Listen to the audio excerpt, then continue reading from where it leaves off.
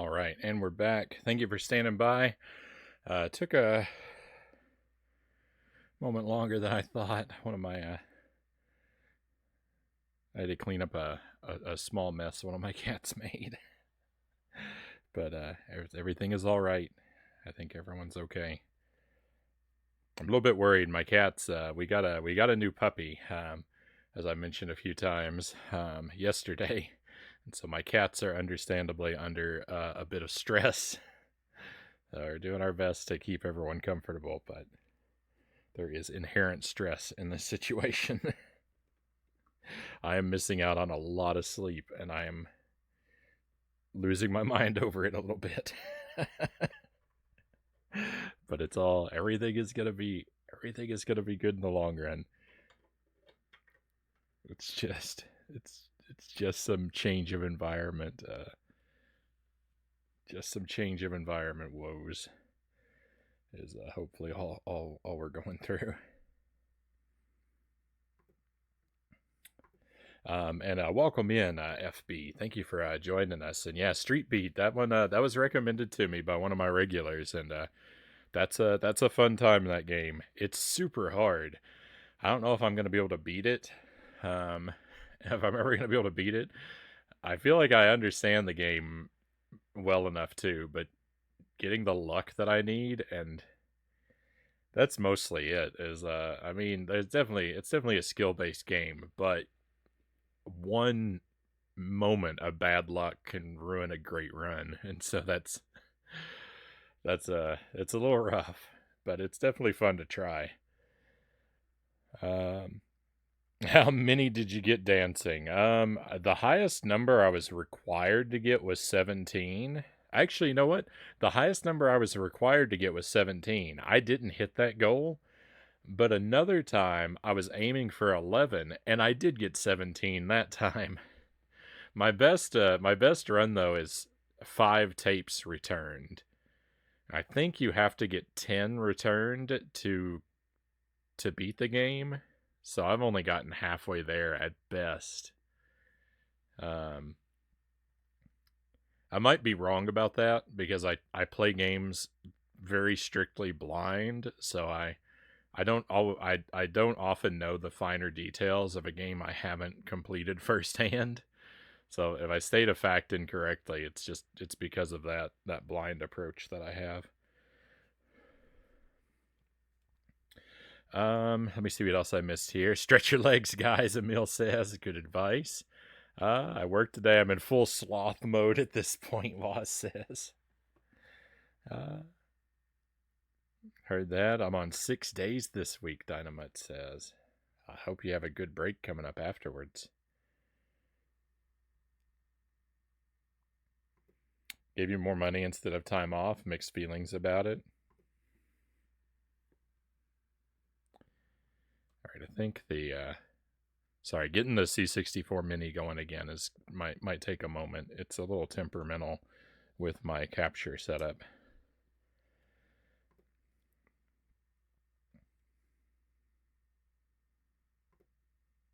That's good. I could tell it died out there though, even with it not being on the screen. I think it died again. So it'll take a little while here.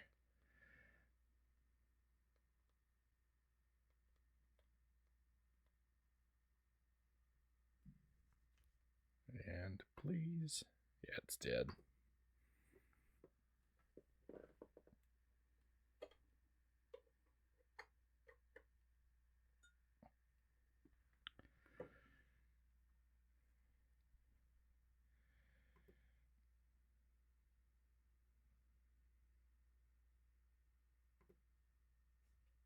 Uh-oh. There's a copyright protection on this one. This might not even work. Or it might be a Joyport 1 game.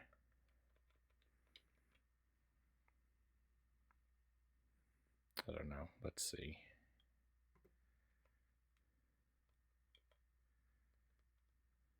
Alright, I mean a Joyport 2 game.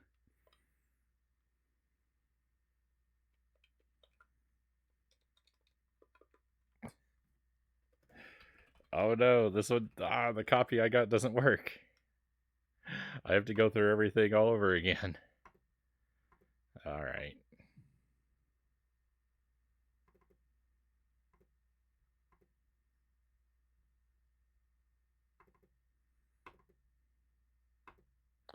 If only I'd shown up prepared, huh?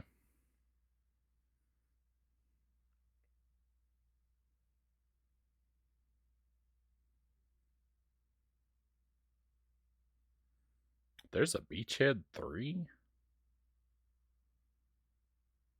I don't know that.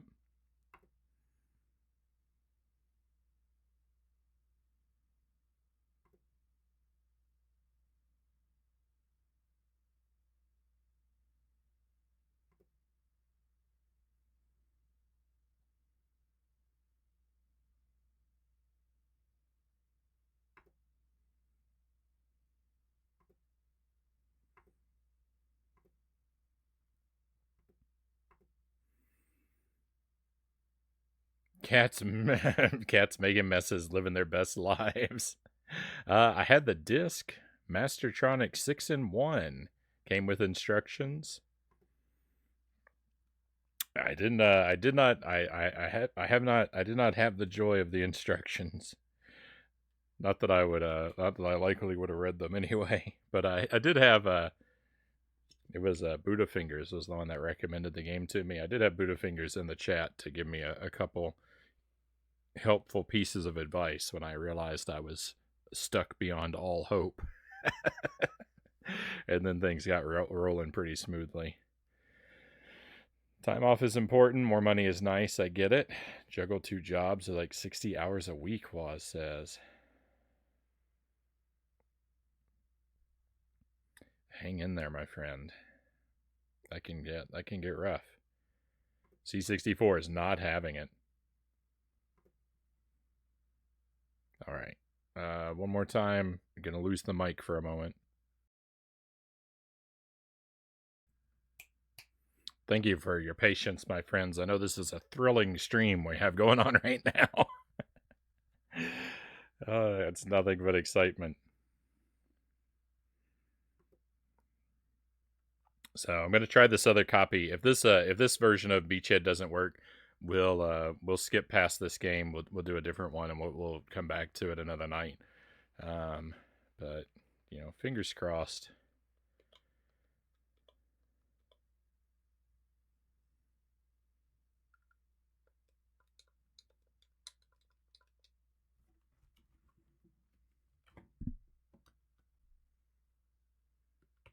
This is not looking promising. I'm stuck on the same screen as before. All right, one more copy to try though.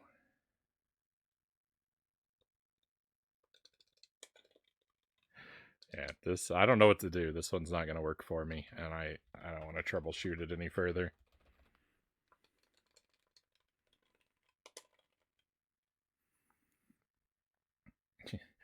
I don't know if you're still out there, Conga.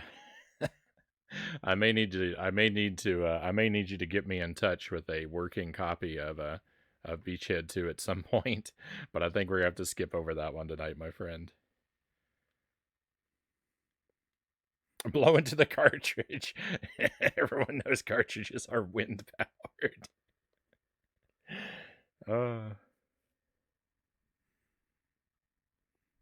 I would be here for this and not when Echo got beat. Frownie, you won you.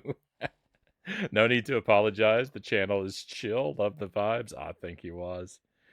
Very kind of you. All right, so let's see. What else did I want to do tonight? Do I have the Pitfall games?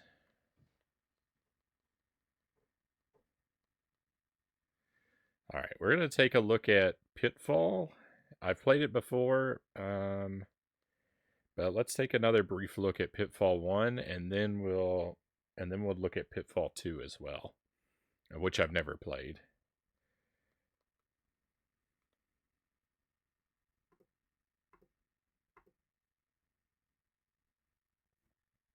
So this one I played a little bit. I'm definitely not a master of it. Did I load the right copy?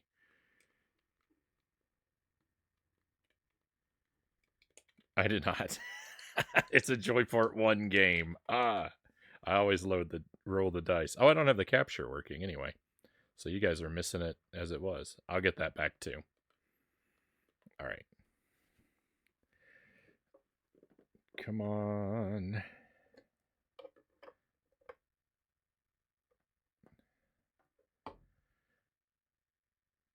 The spaceship Frownie is held together by rubber bands and prayers.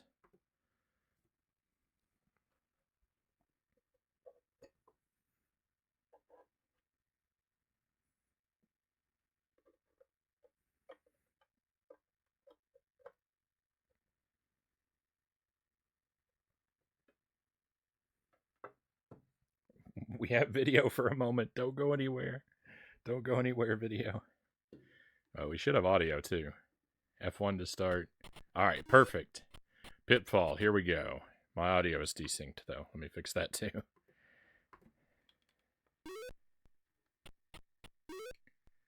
right, it's just a little delayed. All right, I'm definitely not a master of Pitfall. I played it for the very first time earlier this year. We spent a night with it. Very fine game. Very, simple, but it does what it does very well. Pray to the rubber band manufacturer. Whoa, I can't believe I survived. Aw, they put a thing in my way. So I don't know. What I couldn't figure out before is whether or not Pitfall has an ending. So my previous goal for the game was just to survive all three, or the full time span of the game, and get as far as I could. I kind of think it does have a finite point, though, if I'm able to get all the treasures. Treasure 1. Let's go. I don't know how many there are, though.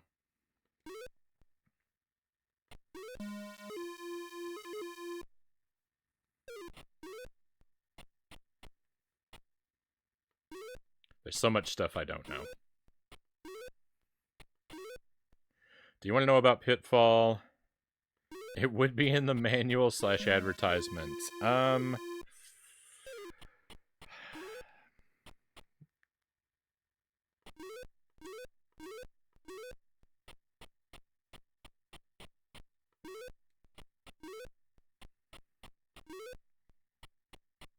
Let's hold off, Buddha Fingers. Let's see how well I can do. There are enough treasures, Doppelganger says. Let's hold off and see how many I can get, and then I might ask you again later if you're still around. If you end up having to bounce and I don't have the opportunity to ask you, that is on me.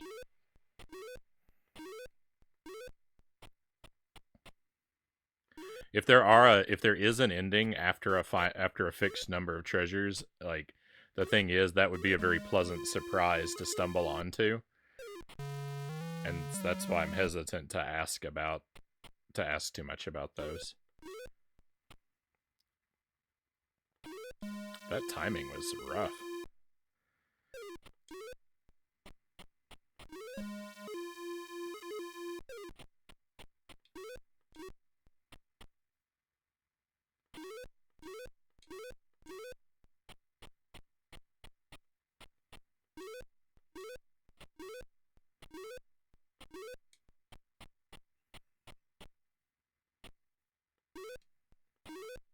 No.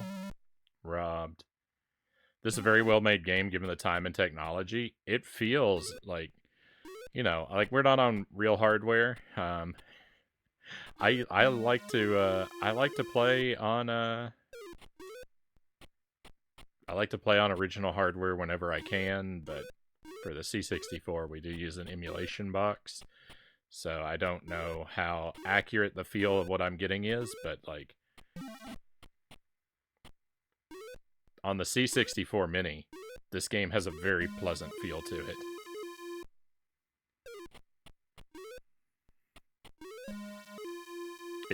It's very quick, but like snappy and responsive, and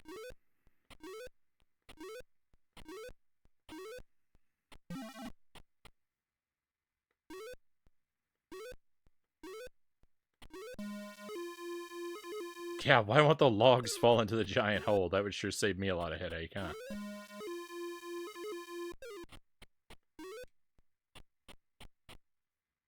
Is this... Oh, no!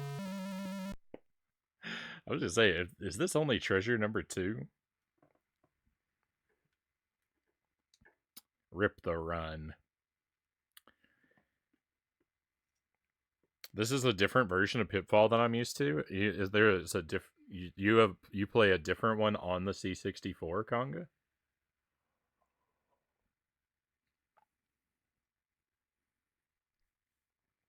I know, that clock is counting down.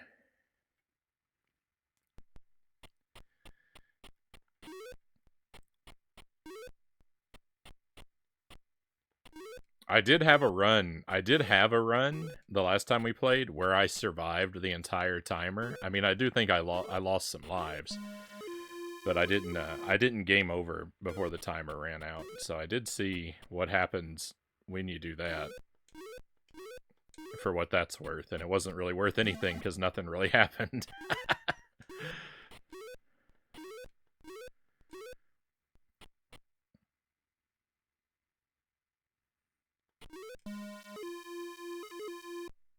The graphics and the sound are slightly different.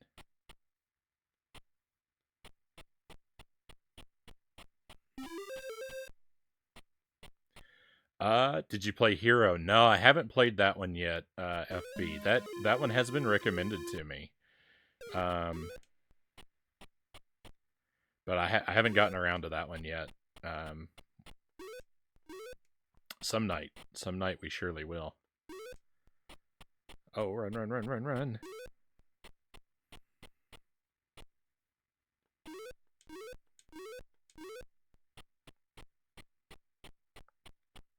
I always want to anticipate the alligators closing their mouths.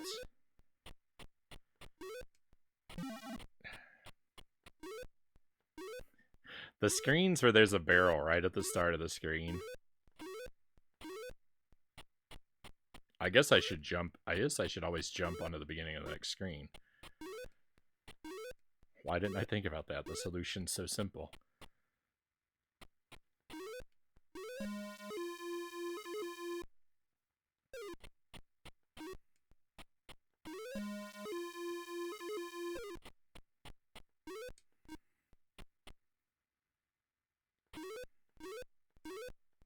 I'm usually very receptive to Commodore 64 recommendations, but I've done a bad job so far of like keeping a list of things that have been recommended to me. At some point I need to like revamp my whole like recommendations list situation for C64 and actually approach the things that people tell me about in a meaningful, like organized way.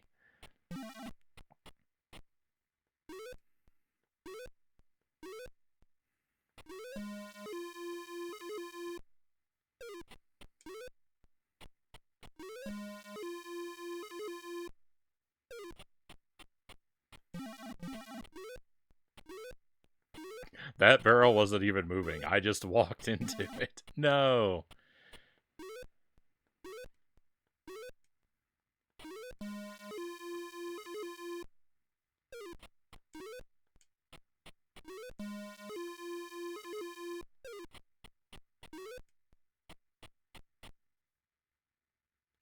Treasure number 2, I think? I haven't been keeping count very well. Play ball.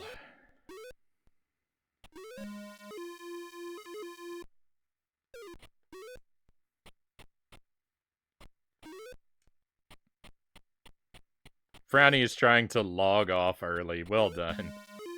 I'm gonna be real spotty at reading the chat during this game. But please don't take that as me ignoring you. I will catch up on what everyone has to say. I just ask for a little bit of patience, friends. I don't. I try to avoid pausing the game too much, and so that means when it's a game that you can't really look away from, I gotta be kind of rude for a while. I'll catch snippets here and there, but I'm gonna miss lots of stuff.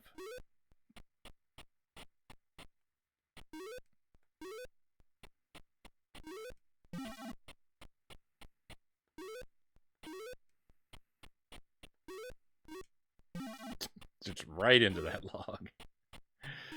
Boy, if you if the timer in this game is, hey, I survived.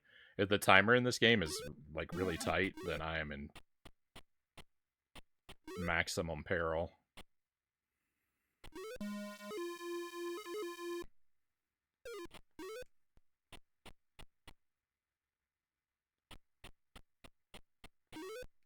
That treasure doesn't look right.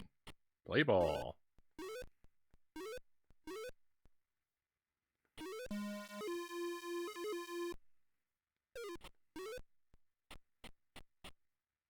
Oh, there's another one right away. Alright, the treasures aren't evenly spaced, so I don't necessarily need to be discouraged if it feels like I haven't gotten one in a while, because I can sometimes get two really close together. These are all things I should probably remember from the last time I picked this up, but anytime I go to sleep, the memory is wiped.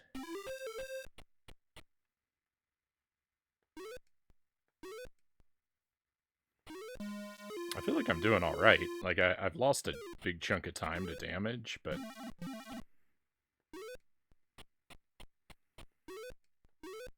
anytime I'm not losing lives, I feel good about my performance. For now, at least. There's gonna be a... Yeah. I knew not to trust that.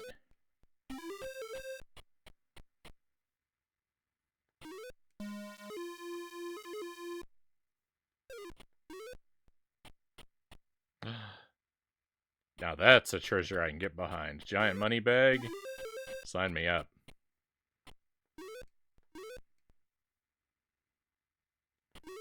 The other treasures, I'm just not sure what they are. It's like a glowing brick.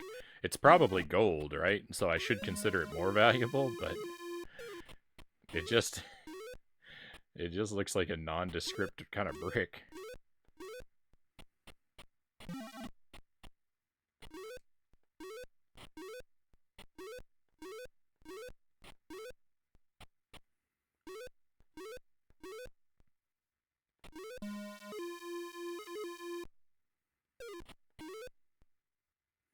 What if I picked it up? It was nothing but an empty bag with a dollar sign. Just my luck.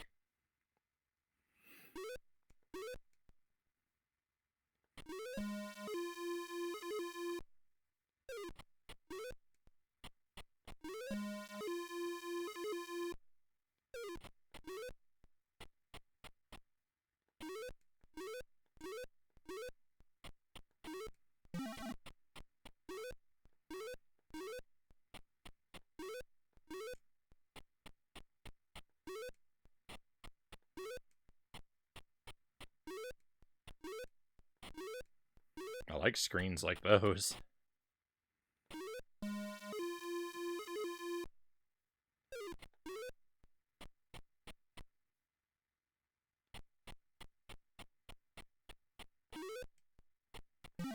Oh, what am I doing?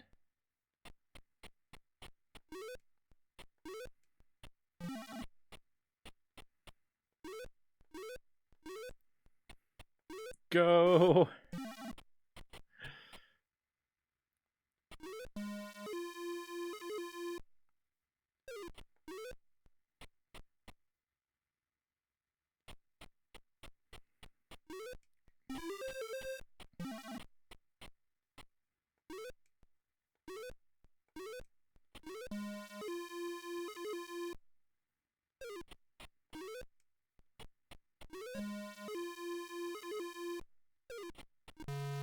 Oh, no, everything was going so well. And then I jumped into the snake's tongue.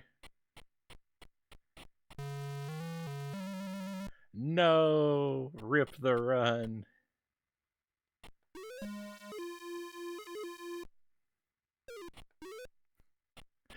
I felt like a Pitfall master there for about 9 minutes. Hey, old friend, good to see you.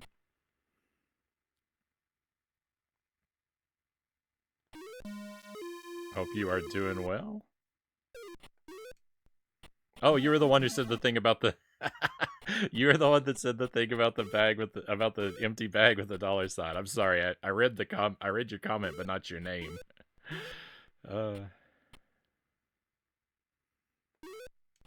Definitely appreciate having you here with us tonight.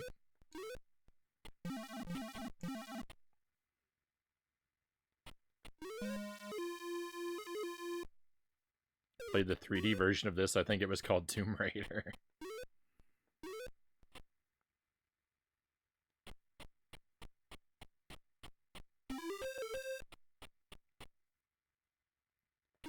Doppelganger says the real treasure was inside the friends we gutted. Oh no.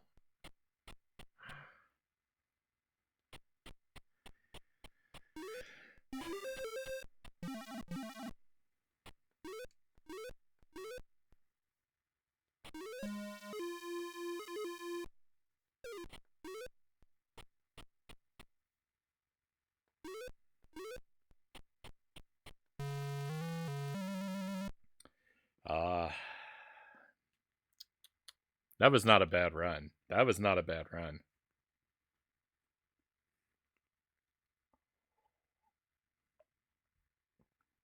My palms are sweating. I was becoming nervous because I felt like I was doing really well.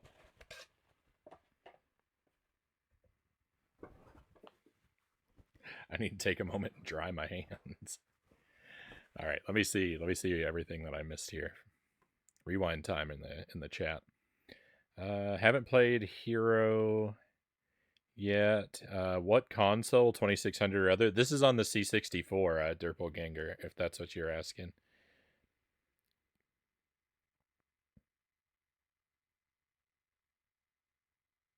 The Activision logo's a little different in this one. I wonder if it's a fan remake.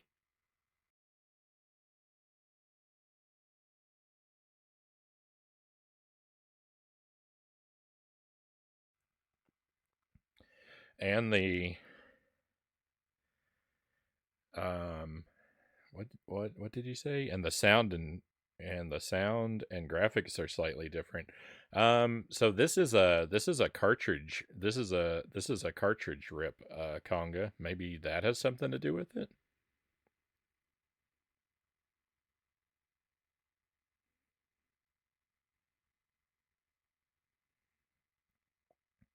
I want to say Pitfall's the inspiration for Karateka, which was the precursor to the OG Prince of Persia.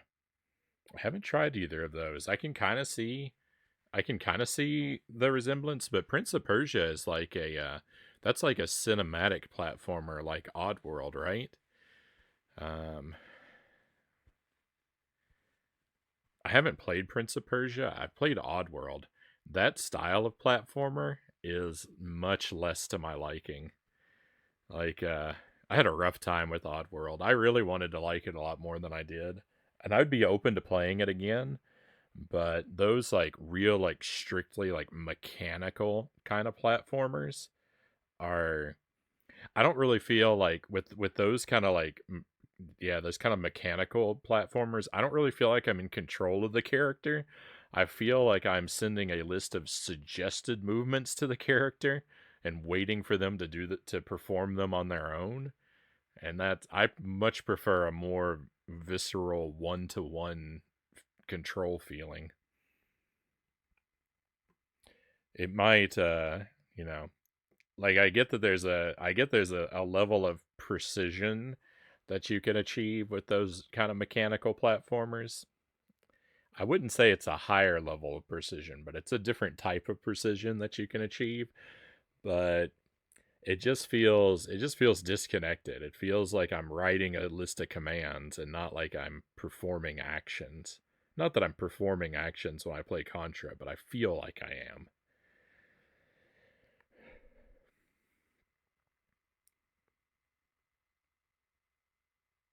Sure, it inspired mini games. Dynamite says.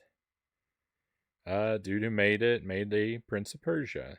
That much I'm sure of. Jordan Mechner. Imagine if I fell through a pit and it took me back to the machine. Well, I know what I'm going to have nightmares about tonight, Conga.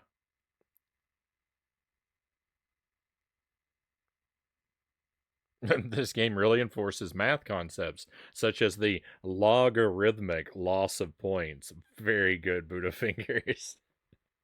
That one, I'm glad I got that one. With a math joke like that, I feel like you ran the risk of running right over, of going right over my head. You can't tell me what to do. I'll take whatever I want.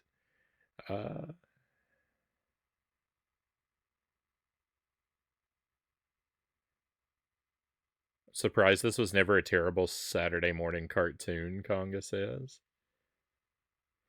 10 minutes on any C64 game is a game run is a win.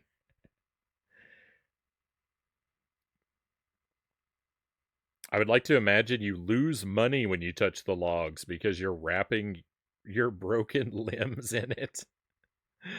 Oh no.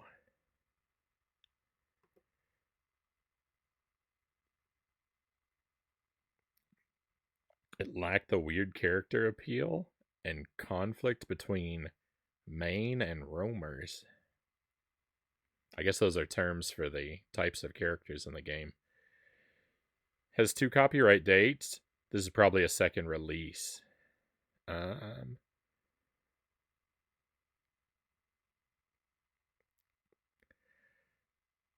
More cinematic for sure. Dev was in his teens when he made Karateka. I hope I'm saying that right. I think he's probably influenced by Pitfall. Fair enough. Definitely worth experiencing as a precursor to many fighting games, Derpelganger says. Plus the whole rotoscoping tech. Alright, let's give it another run.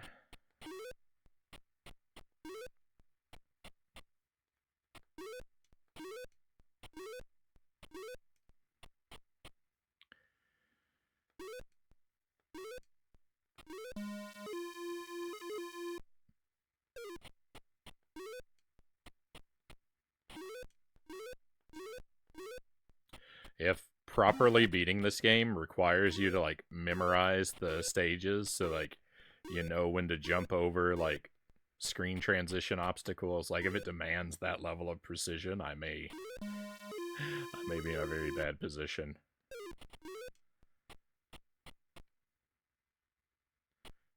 Hey, thank you for the follow, FB. I really appreciate you coming on board with us. Thank you for that. If you're interested in like C64 games in particular, I do those.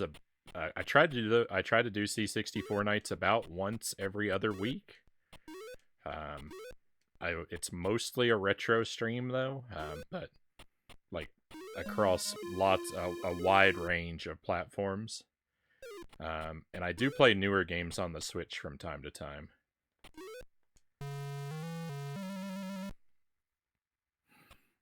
Oh. No. Oh, it was such a smooth start and it fell completely apart. We just, last night I just finished Echo the Dolphin on the Game Boy Advance. My goodness, that was terrible. Current ongoing projects are Contra Advance, Mario is Missing, Wario Land 3, and Tears of the Kingdom are the games I'm juggling right now. Oh, and Aladdin are what we're working on regularly.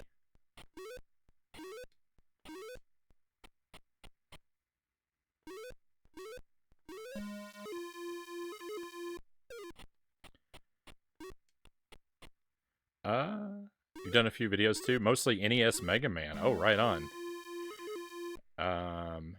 Mega Man is one of those, like, I kind of came late to Mega Man. It's a game, the NES Mega Man games, I feel like I rented them all when I was a kid, but I feel like I didn't like any of them. I don't know why I kept renting them. I didn't like Mega Man as a kid. I don't know if I just didn't get it or it was too hard for me. But it took me a long time to appreciate it. I really love the NES Mega Man games now, though. I'm completely turned around. I don't know them super well. I've beaten all of them except for 3, at least once. And Mega Man 1 is Mega Man 1 is actually my favorite of them. Like I know it's not the best, but it's got a rough charm to it that I like. I've done on the stream we've done Mega Man 1 Buster only a couple times. And my goodness, that's tough.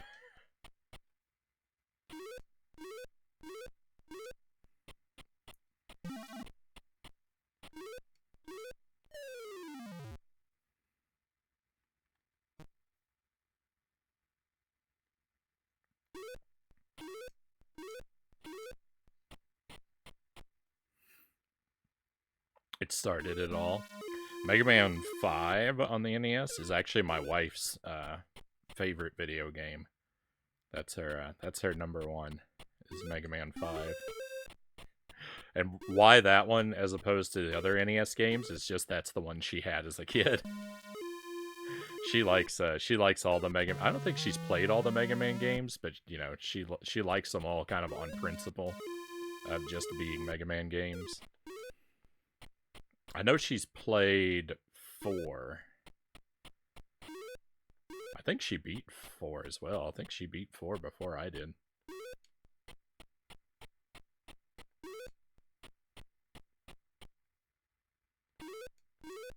She definitely beat 5 before I did.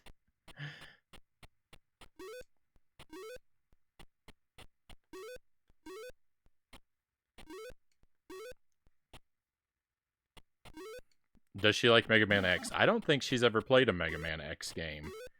I don't think she would like it as much as the NES games.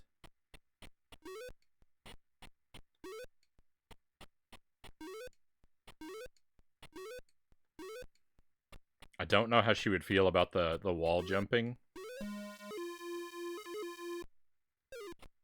Like the dash and the wall jumping mechanics.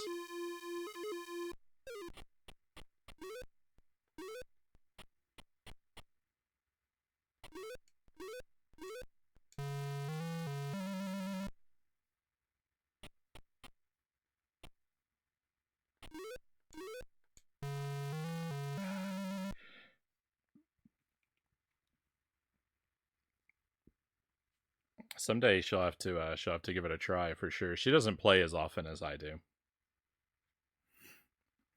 There's an awesome letter on display at the Strong Museum in New York from John Romero, of Doom fame, gushing about Karateka to Mechner. He says, "Love this game. I think I might be on to something. Please keep an eye on me." And then he made Doom. Cool video game history stuff. Right on. When he was like 15.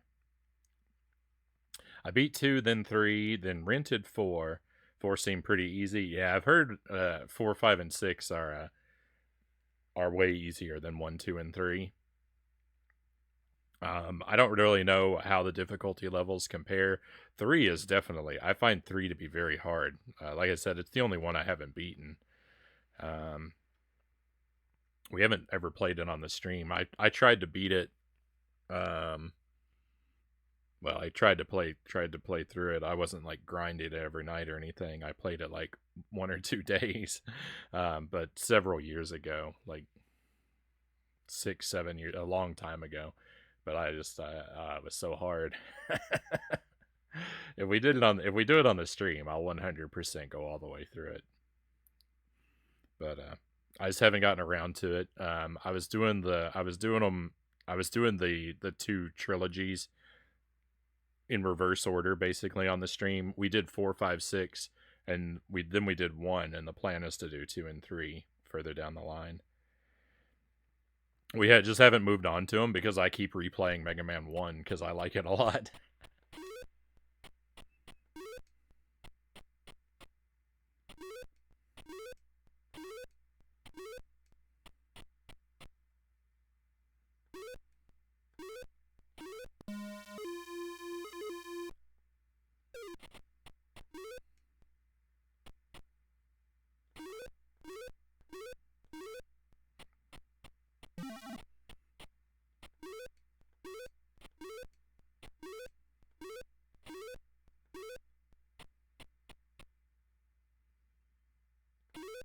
5 is pretty tough, honestly.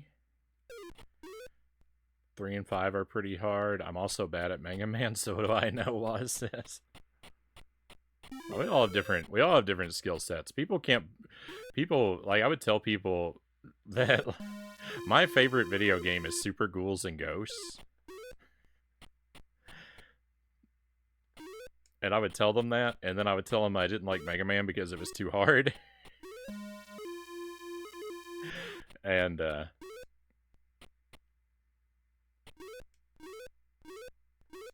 you know, people would hear that and think I was crazy.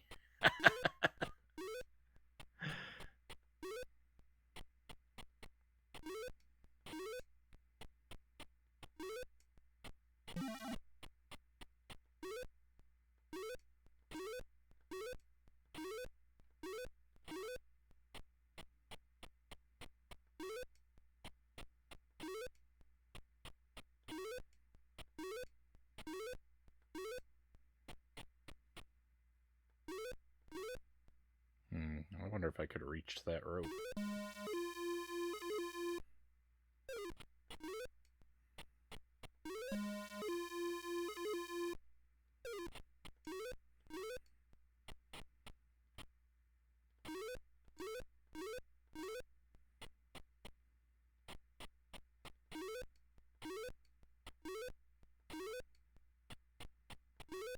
No, I got greedy.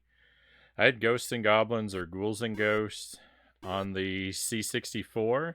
That game was way too hard. Oh yeah, both of those are on the C64. I haven't beaten the C64 versions of either of those games. I would like to, like, I would go through the thing about. So the C64 version of Ghosts and Goblins does not have infinite continues like a lot of other versions have. And because of that, like, that's what puts me off of it, because I would have to 1cc the game. And that's just unreasonable. I can beat Ghosts and Goblins on the NES. I cannot 1cc Ghosts and Goblins on the NES. And then on the Commodore, where it's, you know, a bit clunkier, very rough, very rough. I don't think that's in my future.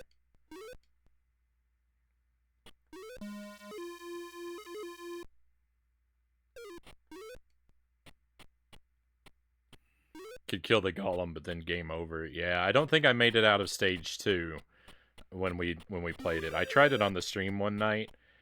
I think I made it to the boss on stage 2, but I don't think I beat him. The two unicorns on stage 2.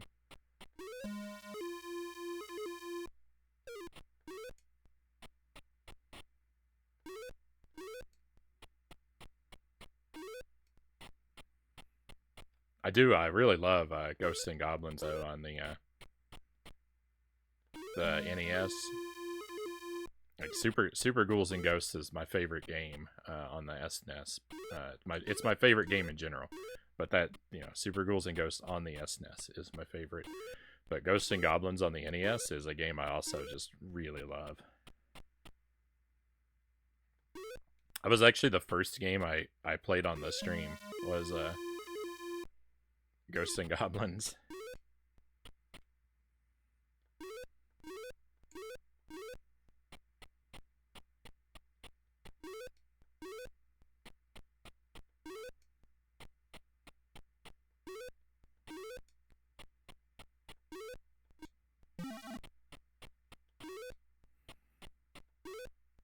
Ghouls and Ghosts is alright. There's a version of that on the PlayStation 2 that I really like. The Genesis game is a little bit rougher, like quality-wise. It's not bad. It's just the port that they put on the PlayStation 2 is, you know, is just better. I mean, it's way superior hardware. But the game in general, I like, but I don't like it as much as the other two. It's definitely the easiest of the three. But I don't know. It's my least favorite of them. Probably because of lack of exposure. I haven't played it as much. There are things I really love about it, though. Some of the character designs are just fantastic. Some of the bosses. And I love the final boss in Ghouls and Ghosts. Ghouls and Ghosts has the best final boss. The design of the devil at the end of that. Fantastic.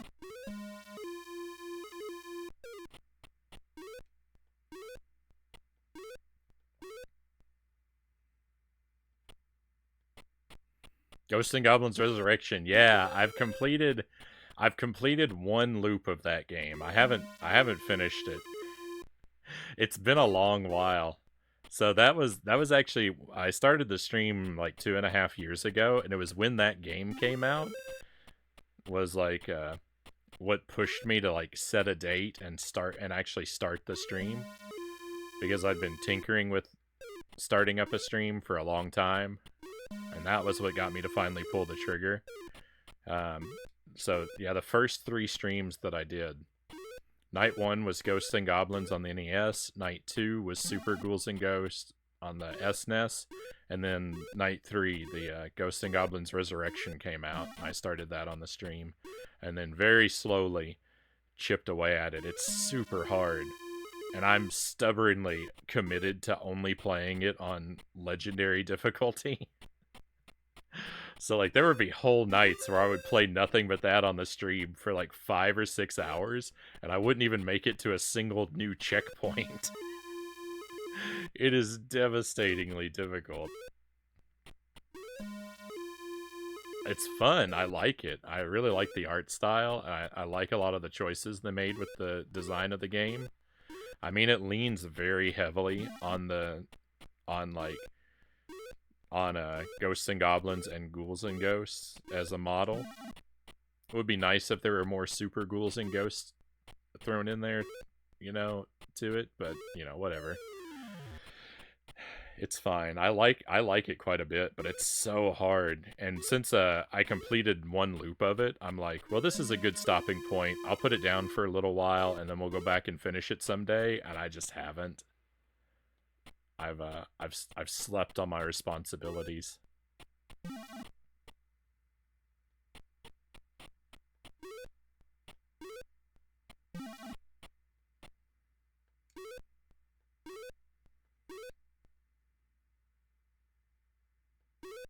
Oh no, I'm wasting so much time. I can't get the courage to jump over this. Oh no, I got stuck. Run!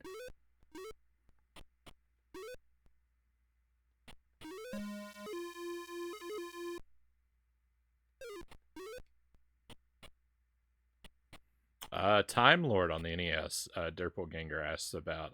No, I don't know that game, Derpelganger. I've never played it before.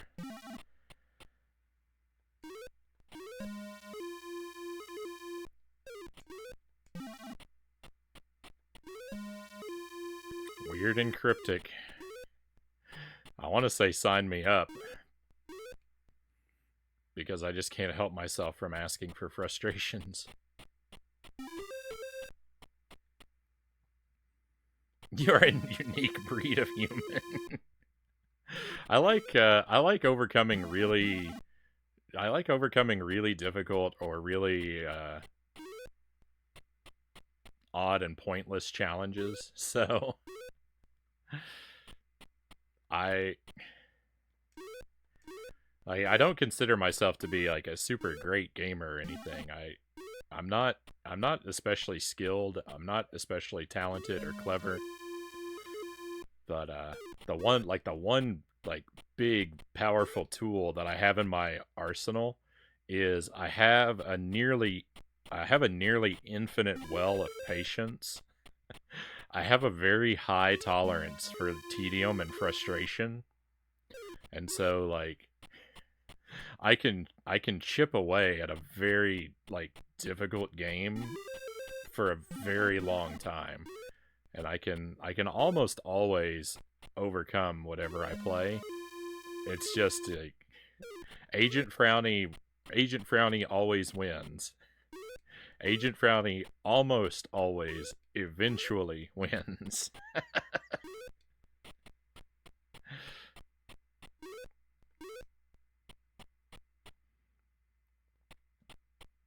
It sure takes a lot of time. It sure takes a lot of time with some of these games.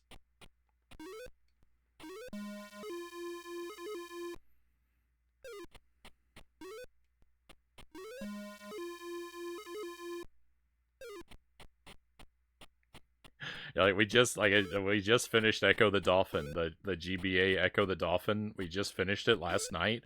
I was playing the last level of that game, one level. I was playing it for across I think 4 streams for 18 and a half hours. The same like 5-minute auto scroller again and again and again and again. And that's the second time I beat that game. I played the Genesis version last year, and I was stuck on that same level for 21 hours last year.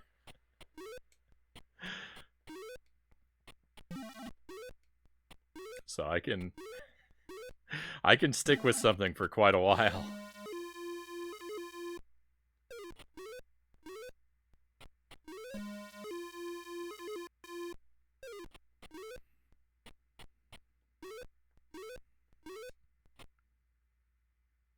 Echo the Dolphin is really, really hard. I think like when you hear those numbers, I do think I am somewhat uniquely terrible at it though. I think everyone who plays it is likely to struggle with the last level for several hours. My hour counts I do think are a bit like astronomically excessive.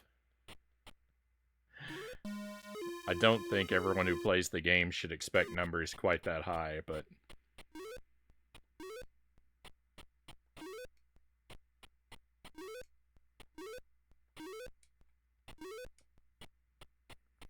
in my case, that's how much persistence it required, and I did make it.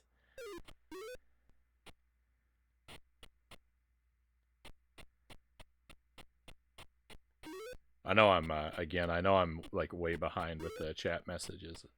Sorry about that.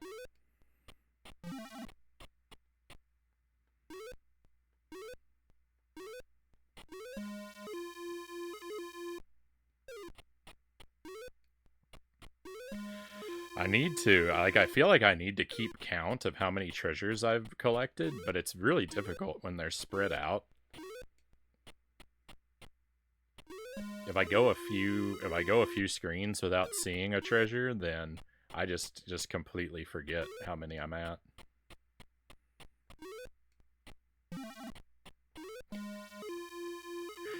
I can't focus on the gameplay and attempting to peek at the chat and holding a number in my head at the same time.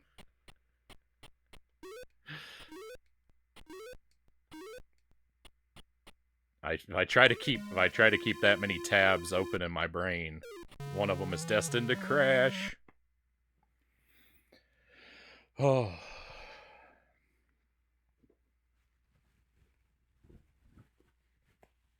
We're doing all right. I feel like I'm doing pretty well at this game. I'm definitely having fun with it.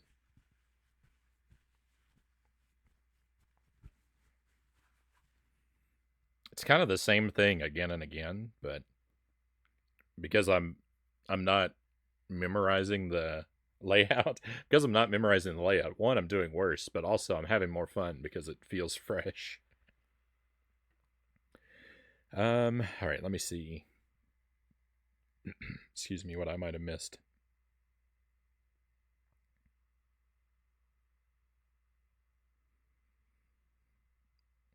Map dash to R when you play Mega Man X.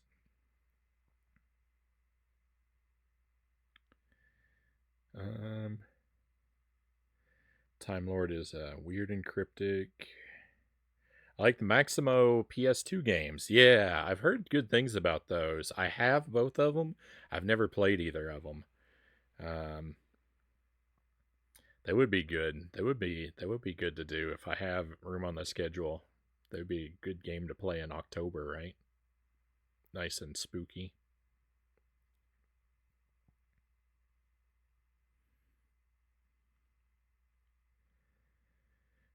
Patience is a low-key best human quality, not gonna lie. Maybe outside empathy, of course. Uh, I had this kind of patience, but I lost it. I think difficulties in life changed my patience. I mean, we are affected by the things that happen to us. I try to, I try to practice patience. I try to practice, patience and empathy and those good qualities. It's not always easy, but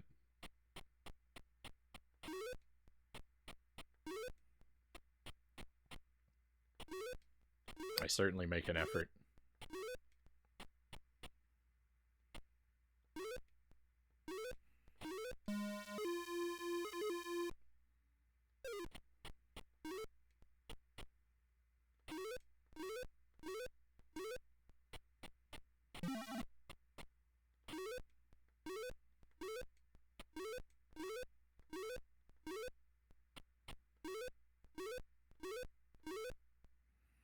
When those three logs come rolling in, if you time your jumps right, you can do like a long forward jump over each of them and keep your momentum going. But there's something really satisfying about doing a long jump over the first one and an in place jump over the second, and then a long one in the third. Like doing the different kinds of jumps, even though it's less efficient, it feels like because I'm chaining together different styles of jumps, I feel more like a pro.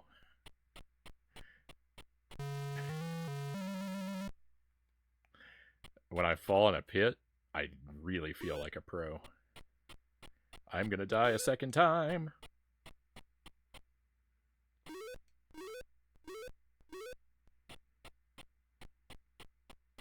The timing.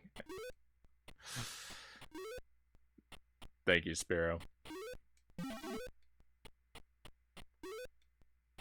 The Agent Frownie stream is, of course,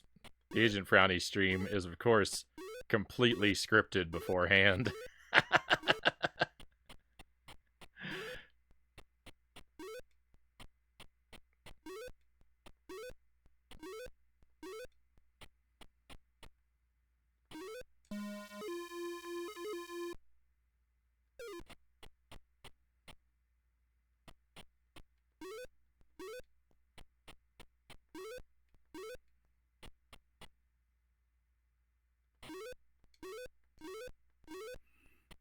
I honestly haven't paid attention to the point values, Derpelganger. I couldn't say. I'm sorry. I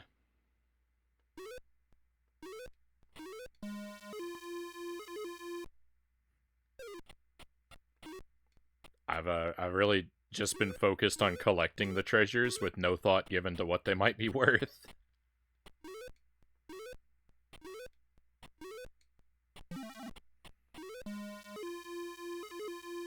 For whatever reason, like high score in a video game is a metric that it's really difficult for like it's really difficult for me to care about chasing high scores.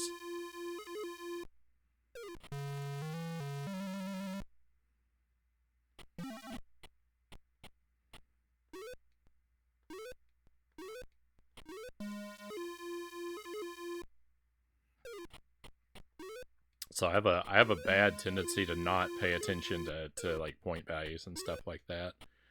The metrics of score and the metrics of time are like those are two like things you can aim for when playing a game that really, for whatever reason, have very little appeal to me.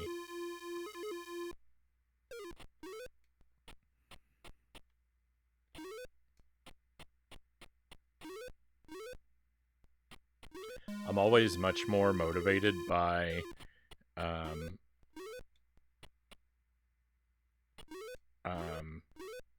attempting to move through obstacles like cleanly, like with minimal damage or lives lost. And I'm always willing to take a longer time and or you know forego a good score in order to do those two things. I am motivated by collecting treasures in a game though. If there's a finite or specific number of collectibles, I can be highly motivated to chase down each collectible.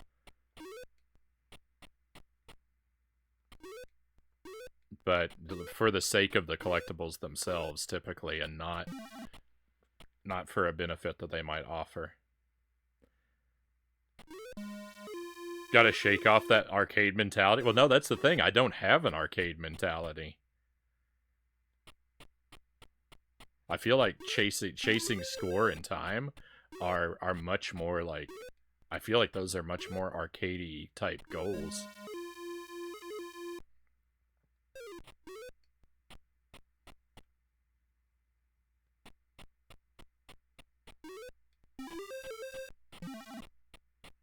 My arcade mentality is broken. I never really played arcade. Like, the games I played are descendant of arcade machines, but I never did a lot of playing in actual arcades on actual arcade machines. My exposure to that kind of thing was very rare.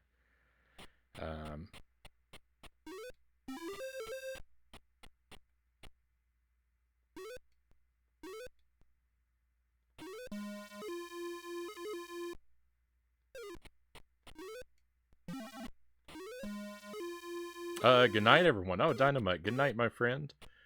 Really appreciate having you here, Dynamite. Hopefully I'll get to see you for Contra, and hopefully I'll beat that awful Contra so we can play some good ones. But be well until the next time I get to enjoy having you around, Dynamite.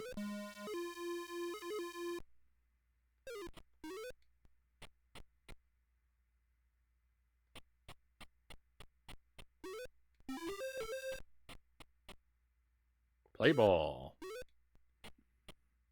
I can't help it. I think of that every time I hear that musical sting.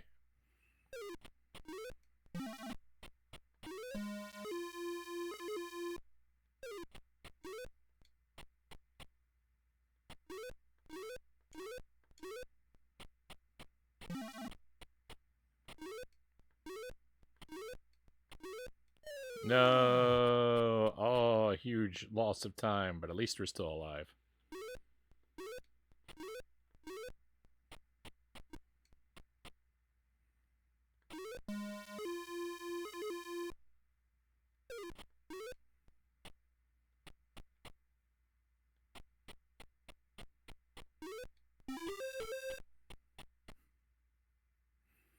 It is very dispiriting to look up and see that I have more than 10 minutes left on the clock, but I have no lives left.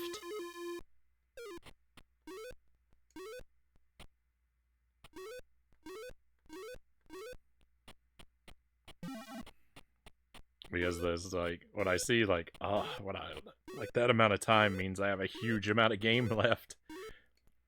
And I just know playing successfully for that long. Not very likely if I've already lost 2 lives. I really want to get down to the 10-minute mark with both my extra lives in the tank.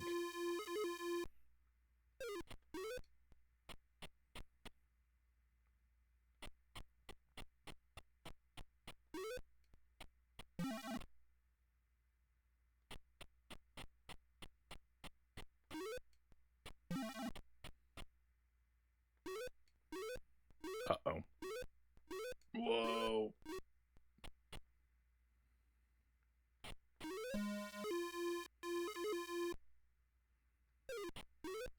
The pitfalls were the falls we made along the pit, or so they say.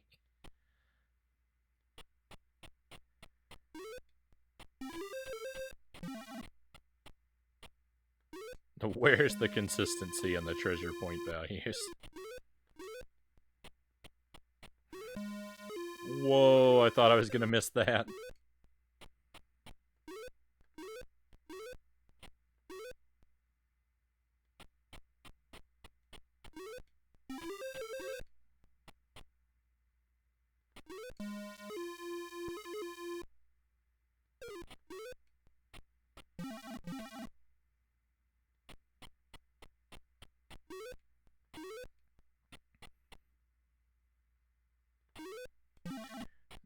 Oh no! I think if I'm in a situation where I'm going to end up running through a log like that, it's best to just do it all in one burst.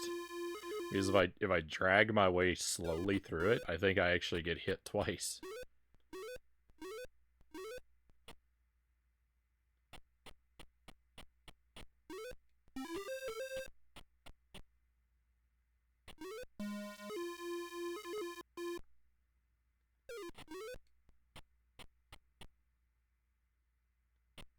Oh, we're halfway there.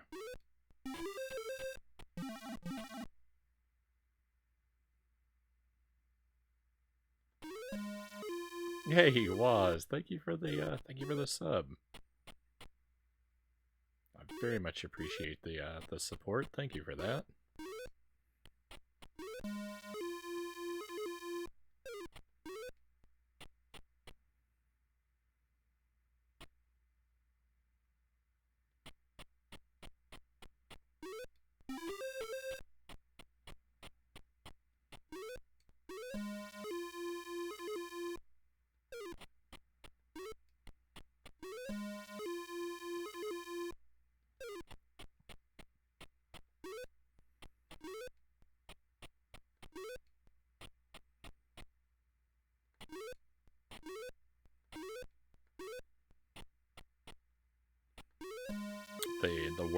The world down underneath may as well not exist so far as I'm concerned.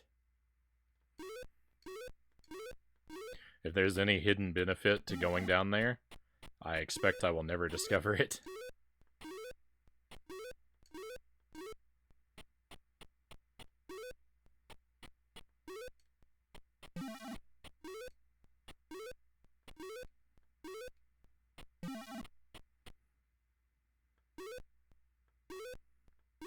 It's a little yucky.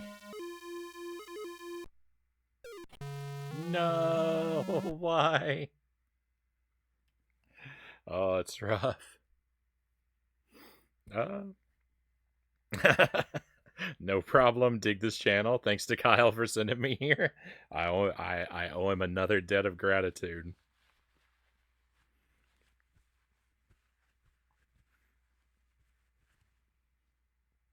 Kyle's been has been very good and very generous to me to bring his community by the stream every now and then. And he does really fantastic stuff. I wish I got to catch his stream more often than I do, because I hardly ever get to see it. Last time I came in, I think he was playing Virtual Boy games. Always a good time.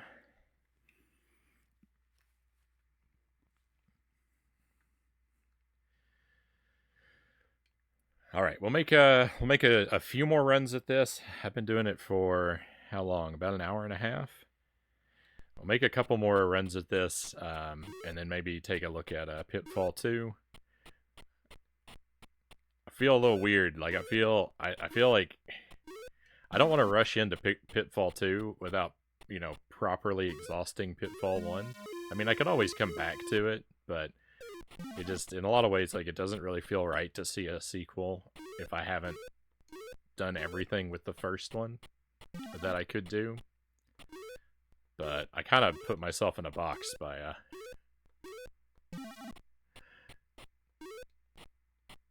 putting it on the schedule. I'm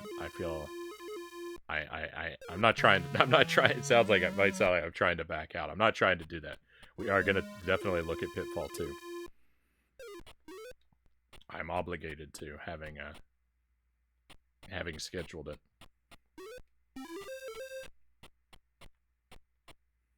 Virtual Boy, yeah.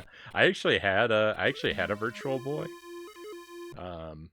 My mom got a Virtual Boy for us as like a present to the whole family when it came out, and I spent way more time playing the Virtual Boy than anyone should.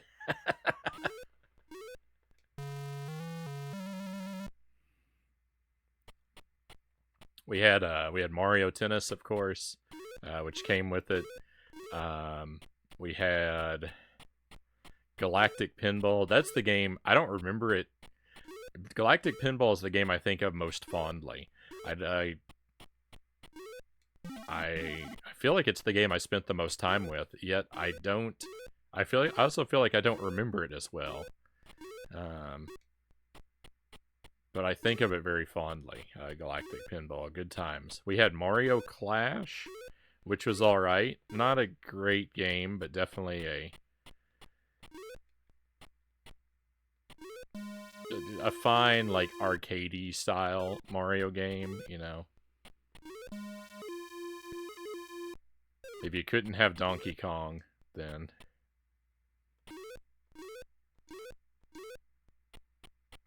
it's fine for an arcadey Mario game. And Red Alarm, which Red Alarm is just a total disaster.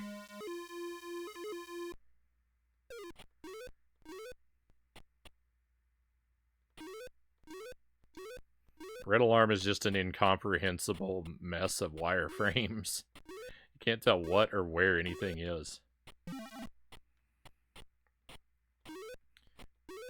Red Alarm, playing Red Alarm is like staring at a pile of, like, Kinect sticks spilled across the floor. Barely even a game.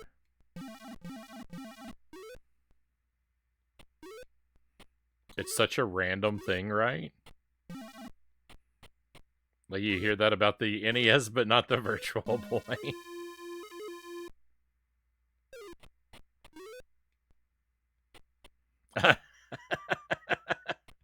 Everyone come sit and watch Frownie play the Virtual Boy. Yeah. Okay, yeah, now I'm following along. Yeah, as a family gift. Yeah, it's not a gift. It's a family gift that you can't enjoy as a family.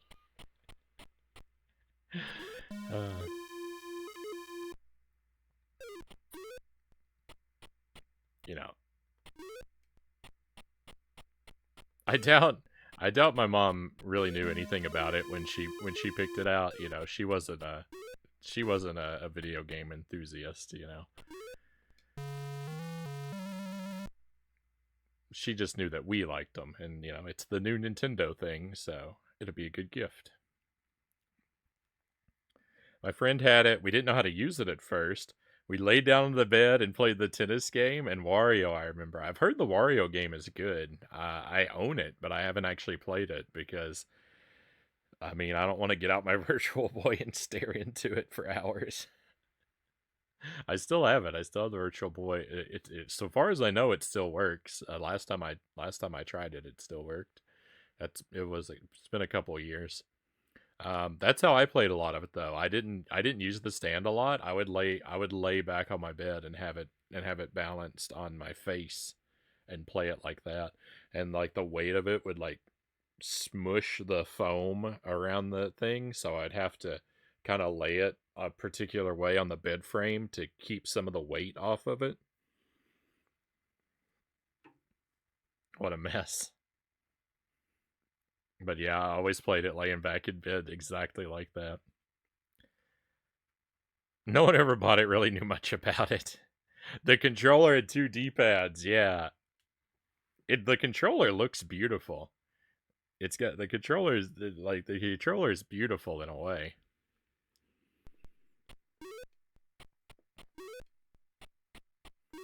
Very pleasantly symmetrical with the 2 D-pads.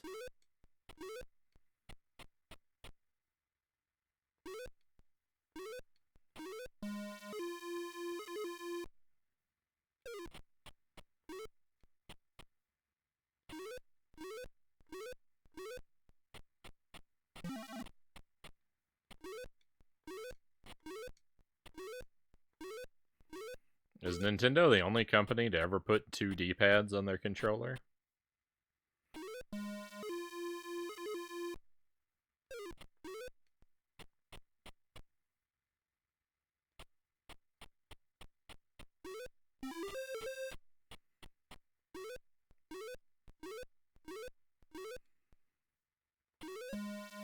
As far as I know. I mean, I don't blame anyone else for not doing it, because it never really... I don't think we've ever really seen an example of its merit.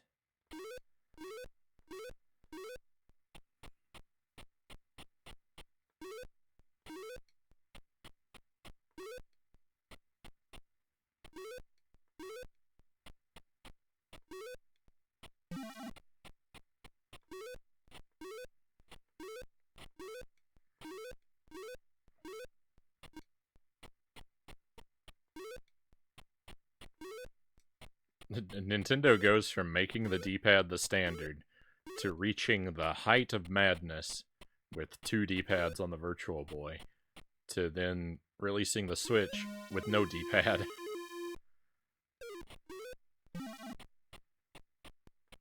Which, I understand why the Switch doesn't have one, you know, by default. I know the Pro Controller has one. But it is weird. It's just weird because it's weird to think of Nintendo releasing a console that by default has no D-pad.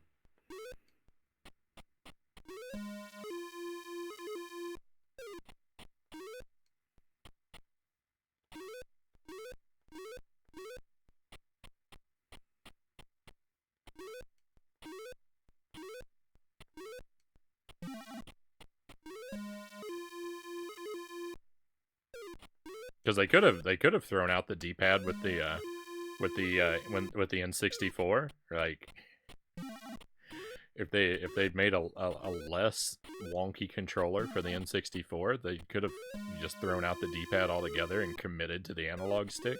But that's the thing, they were afraid to commit to it, so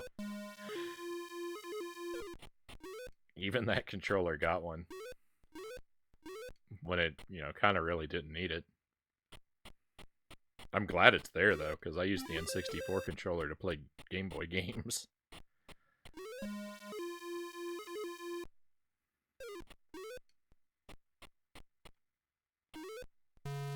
Aw, no. Technically, you could say the Switch has 2 D-pads. No, you can't call 4 separate buttons like that a D-pad. To be a D-pad, the opposite buttons have to rock in response to the movement of the one. Yeah, even though the PlayStation D-pad looks like 4 separate buttons, it doesn't operate like 4 separate buttons. Because the others do underneath the shell of the controller, they do move along with it. I can never consider 4 separate buttons a D-pad. They have to be interconnected.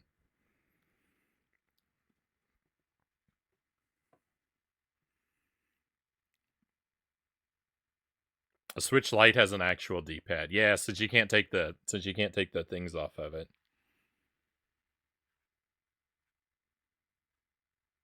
I get the rationale. I just don't I can't go along with it. I have the caveat for me is too strong.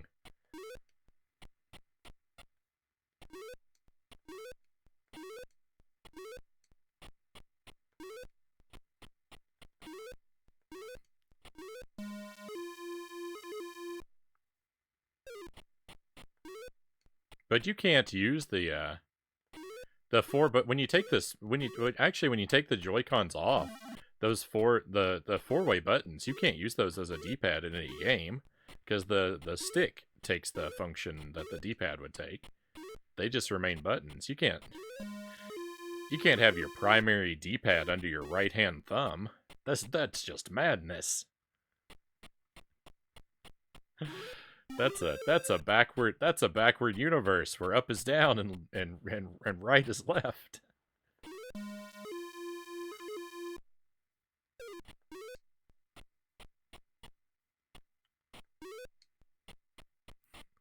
That's the mirror universe where everyone has a goatee.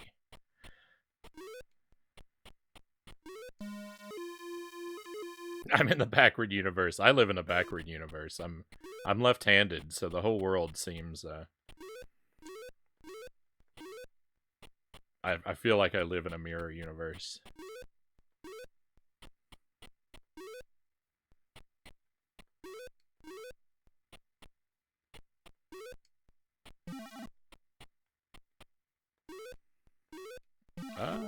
Thomas Casson? Might be Cason. Welcome in, Thomas. Pleasure to have you here. Hope you are doing well tonight, and welcome to the stream. From Wales, UK. I'm in Wisconsin in the US.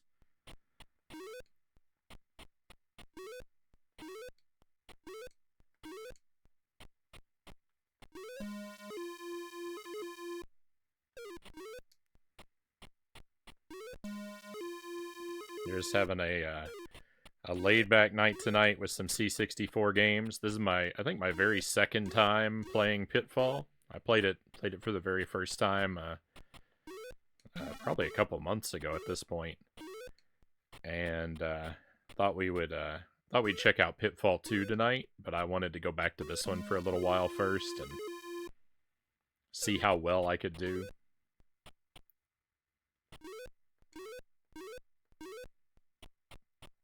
If I could get a good run that collects the maximum amount of treasures. I'm kind of doubtful of that.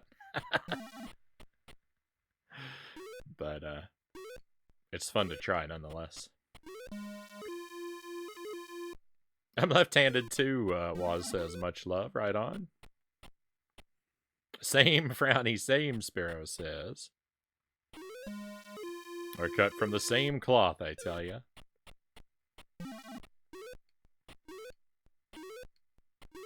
I would think there's no finer fabric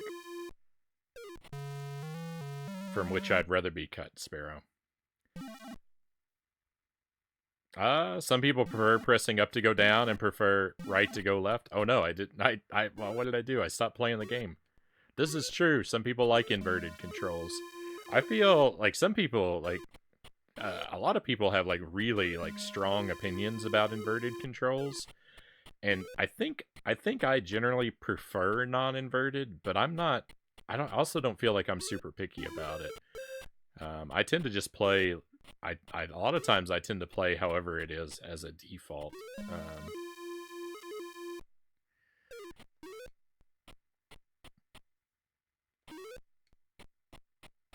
It does take a long time to switch back and forth for some games.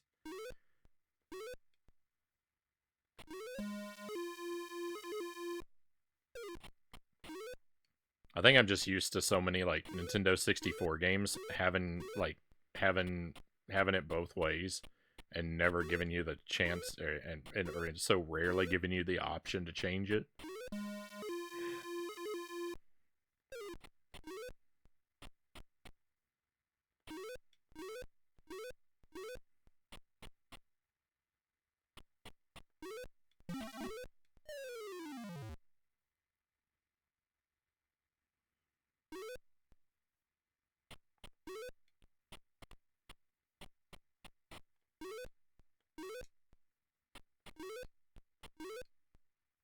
Sparrow says, my mother is Welsh.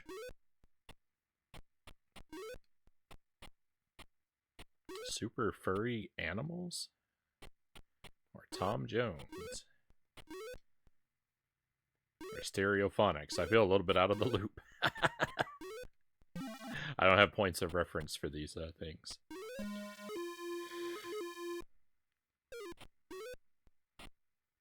Still crazy to me, Activision is gonna be owned by Xbox. Pitfall on Game Pass.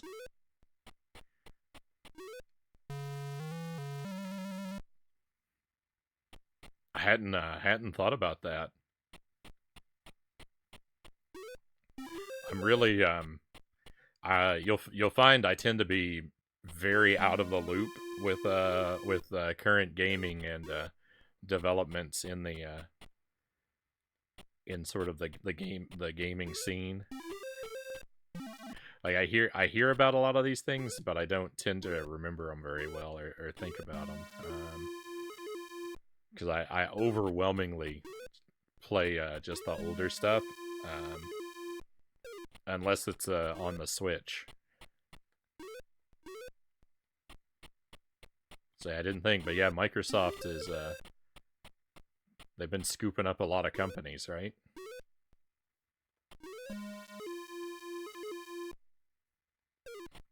I wonder how many people would play this Pitfall game if it came out on their Game Pass. I wonder how many people would be bothered. Like, what percentage of Game Pass subscribers?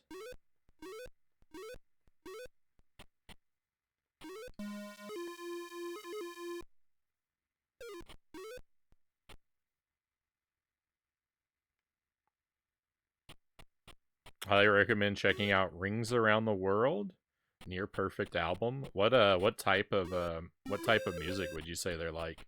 What sort of what sort of genre?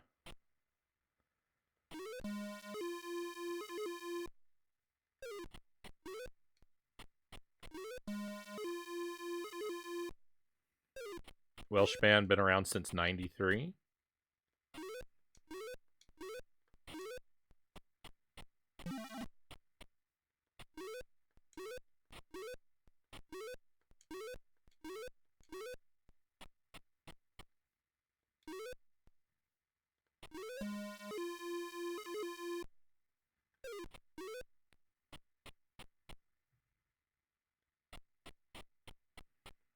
Prog rockish, kind of their own style.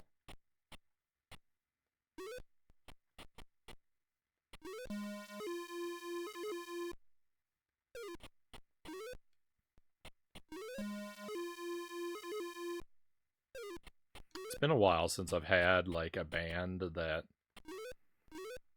I was like really into and like set around and went through their like whole discography.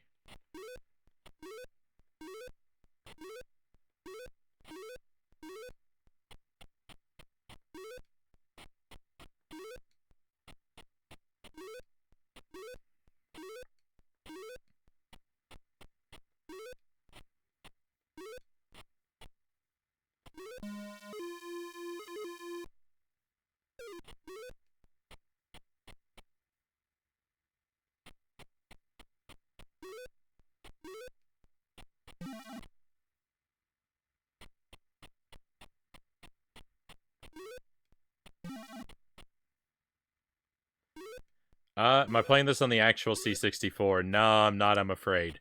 I'm using the C64 Mini for this. I do stick to original hardware very heavily for console games. I've always been more of a I started off with C64 as a kid. The first video games I ever played were on my dad's C64. But I very quickly became a console gamer, and I've kind of always really been one after that. I never got into PC games and stuff. And for the consoles, I got into retro console collecting very early on when it was affordable. So I do have a pretty nice physical collection of retro console hardware. Mostly Nintendo, but a good amount of PlayStation and Genesis stuff too. And I stick to that as often as humanly possible. But with the C64, unfortunately, now I have to go the emulation box route for that. I just don't have I don't have the money or the time or the know-how to keep an authentic C64 like running well.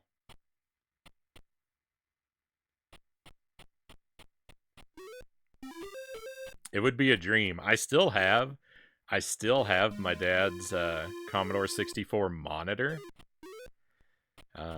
At some point when it got to the point that no one used the C64 anymore in our house, the monitor became my bedroom television.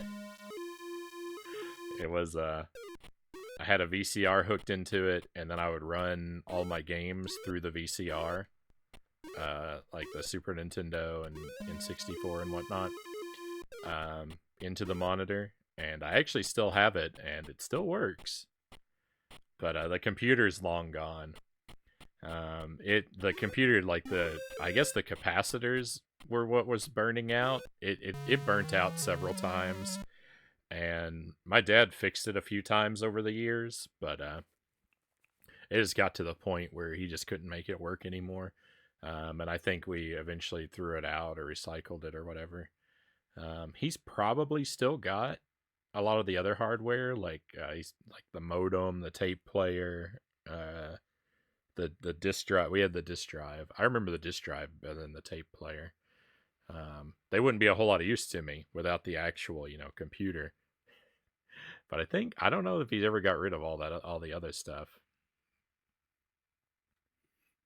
I've asked him. I asked him about it, and he said, and he's not really sure. He says he thinks has it somewhere but doesn't know where. So now I've just got the monitor. I wanted to use the monitor as my television for the games I play on stream, and I did have it set up like that for a while. I love the C64 monitor as a television because it's got all those knobs on the front, so you can very easily like adjust the color and brightness and contrast and dial in so you've got a game, looking how you want it to look. Not that you need to mess with those very often, but it's just convenient to and it's just fun to turn knobs. I had that set up for a while, but it's not very convenient because it doesn't have a video out.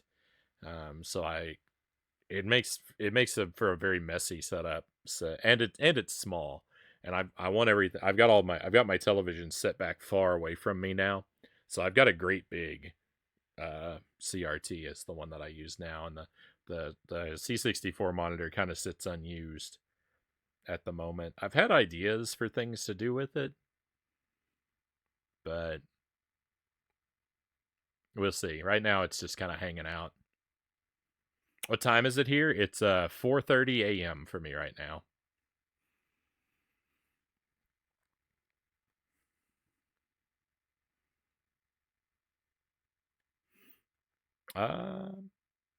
They went on tour where the lead singer wore a Power Rangers helmet and held the mic up to his mouth. They're good people.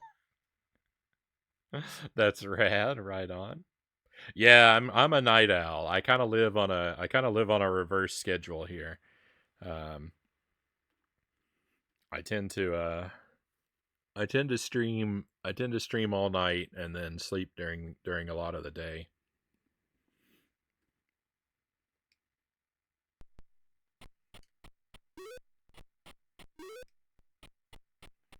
I like I've always been kind of drawn to a schedule where I can be up at night. Sleep away the morning. Hey, Nar, welcome in. Thank you for the raid, my friend. Always a pleasure. No, I jumped right into an alligator. Hey, thank you for the raid. How's the C64 coming along? We're having a pretty good time. We played Street Beat earlier. I have fun with that game. Street Beat is a groovy game. It's a lot of fun. Very difficult though. I'm really discouraged about my odds of beating it. I'm definitely going to play it some more every now and then, but boy, it's a tough one. That one. I wanted to play Beachhead 2, but I had to skip over that one because I couldn't get. I tried out a bunch of different copies of it and I couldn't get any of them to work, so I have to skip Beachhead 2 for now. And then we've just been playing Pitfall, and the idea is to switch over to Pitfall 2. And try that out for the first time. I've never played Pitfall 2 yet. So I am looking forward to that. But I'm having so much fun with Pitfall 1 that I'm taking my sweet time and switching over. Thank you for handling the shout out there for our good friend Nar. Definitely, my friends, use that link and give Nar a follow if you want to add another excellent retro streamer to your list. What were you playing though, Nar? What were you doing tonight? Is it another NES game? Hopefully you can get a copy that works. Yeah, I want to because I beat the first Beachhead. I mean, as much as you can beat these kind of games, I completed a loop in Beachhead 1 on the easiest difficulty. Yeah, I'm not trying to overinflate my accomplishments. I saw the ending of Beachhead. Did I master it? No, but I got to a good stopping point with it. So I was ready to try the second one, and I was looking forward to it. But it's gonna have to be another night. I'll come back to it. We've had this happen before, where I've had a game I couldn't get it to work, and we'll get back to it, I'm sure.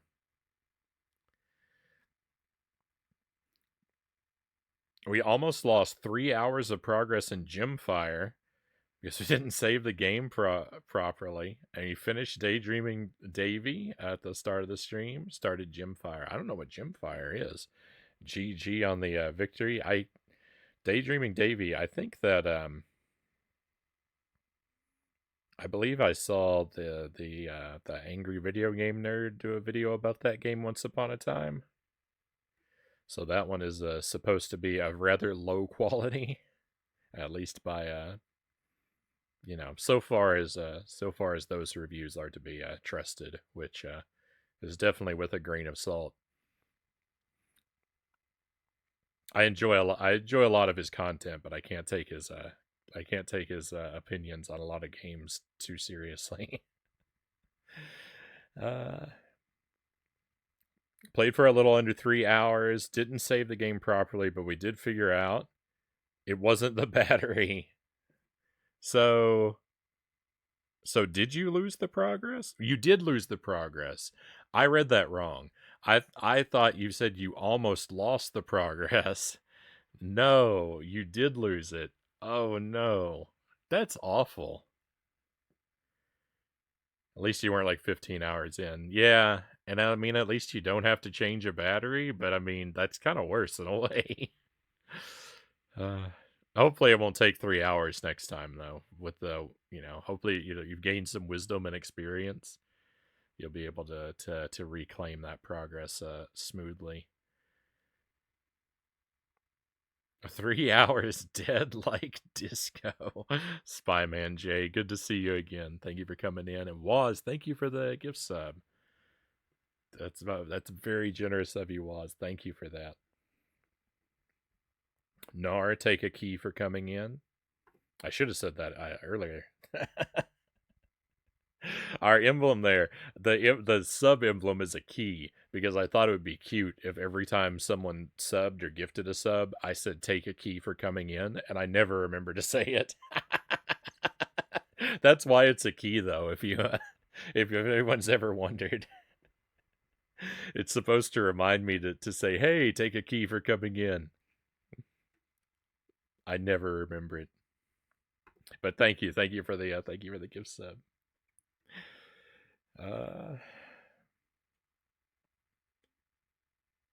Obviously, yes, content isn't geared towards skill, so I don't mind his reviews. No, they're enjoyable. I don't watch a lot of them because I don't want to watch reviews of games that I might play. So I skip over a lot of the stuff that he puts out. But it's good. It's good. Usually it's hit and miss sometimes, but they're good. They're good entertainment, just not really to be taken seriously as reviews. His comments on Castlevania 64 broke my heart.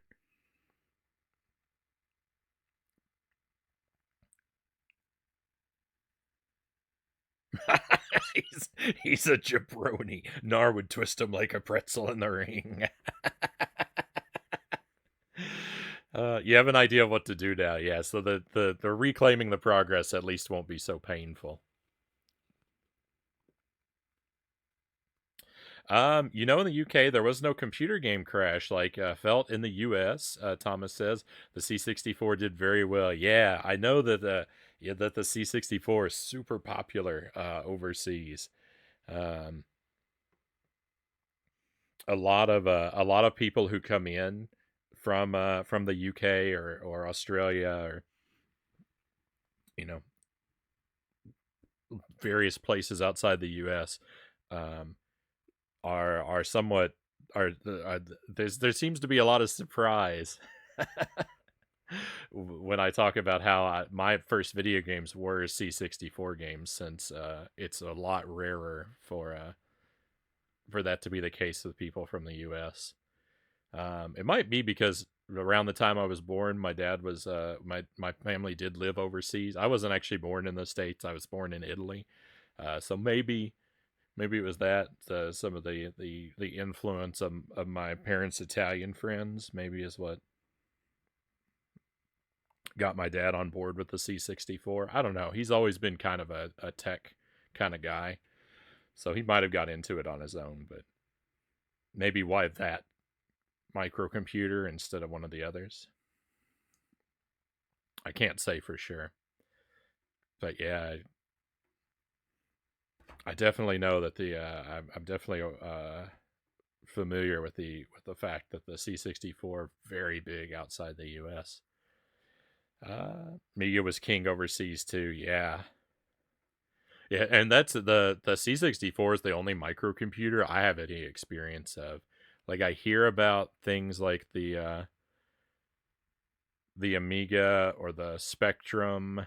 I think that's a microcomputer. I hear about the other ones like that sometimes, but I don't. I have only the foggiest of ideas of what they even are.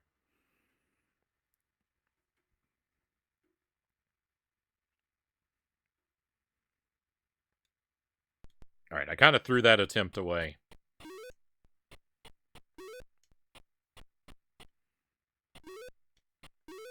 Let's go for the restart.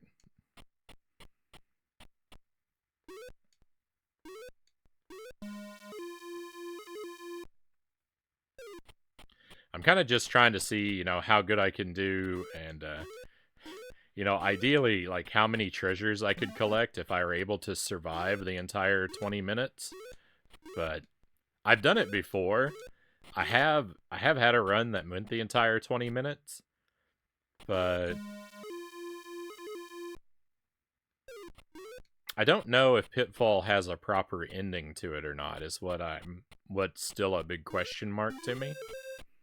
And I'm not really seeking to be told either. I'm not fishing for information about it. I do like to do things blind and find out, through gameplay. So I don't really know if it has an ending or not yet. It might, or it might not. But I just thinking, like, I didn't get an ending when I did manage to run down the clock, but that could be just because I didn't do it well enough. So I'm curious to see if I play it better, if I get like if I can do it well enough to have the game, give me some sort of congratulations or pat on the back.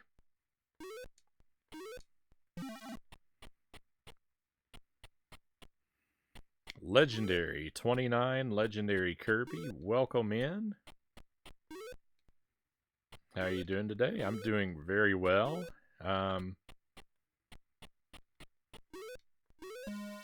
Pleasure to have you with us. I'm trying to place your screen name. I don't know if you are someone that I've known under a different name, or maybe I'm just incredibly rude and unable to place when you've been here before. But I'm certainly happy to have you back with us. Doe, welcome in, my good friend. Hope you're doing well tonight. Always a pleasure to have you here.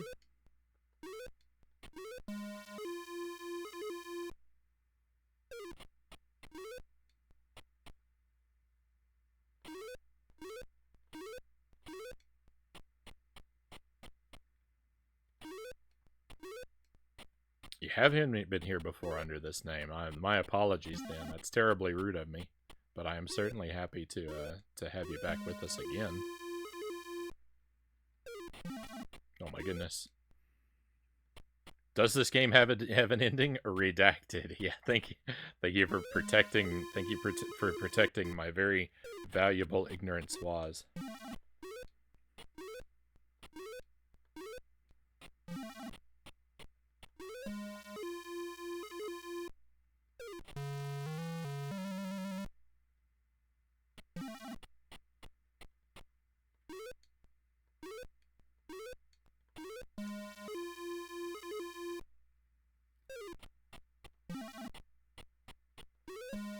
Let's go.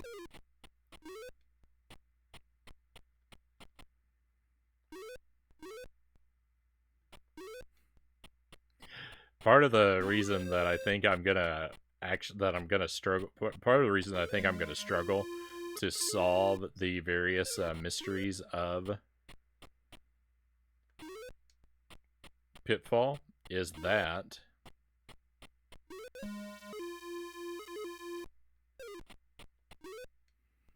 I'm very bad at keeping track of how many treasures I've collected. So, like, if the like total number of treasures is like if there are a finite number of treasures in the game, I mean, even if there aren't, there's only a finite number you can collect with a time limit like what this has. It's going to be hard for me to put a value on how well I've performed when I can't keep track of how many treasures I collected, is just what I'm thinking.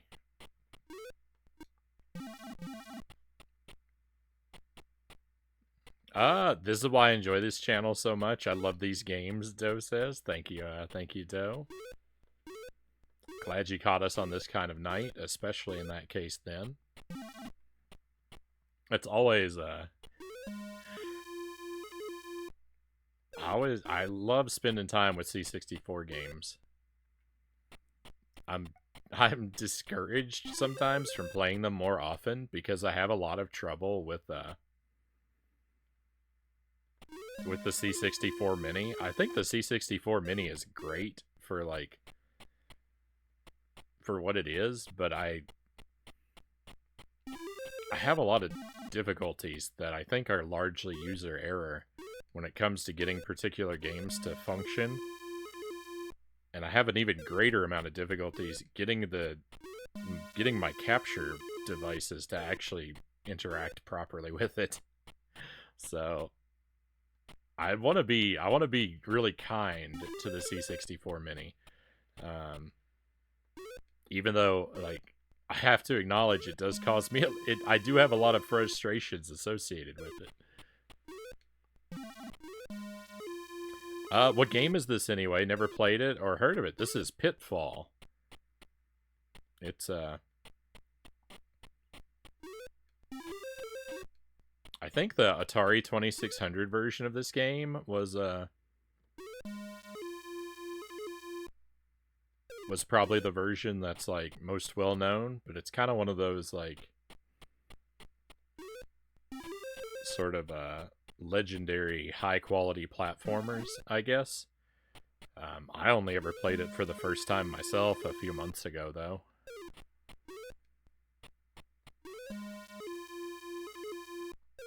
I might have played the Atari 2600 version at some point. I didn't own it, but I think one of my aunts had this game on the 2600. I think I tried to play it when I was really little, and I don't know if it's I don't know how reliable my memory is. If I did, I don't feel like I did very well or figured out how to really play it. Which, it's a pretty simple, like, game and concept, right? So that I must have been very young. It would have been before I played, like, Super Mario Brothers or something like that, though. But not before I played Donkey Kong, so who knows?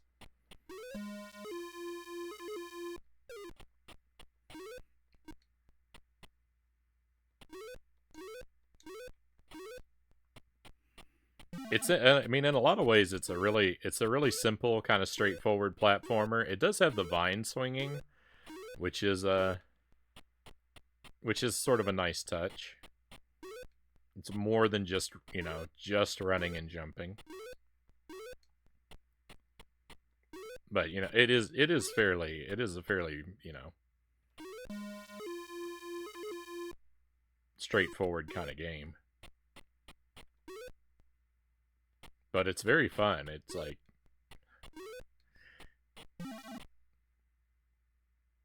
the action feels fast-paced and the jumping is responsive. And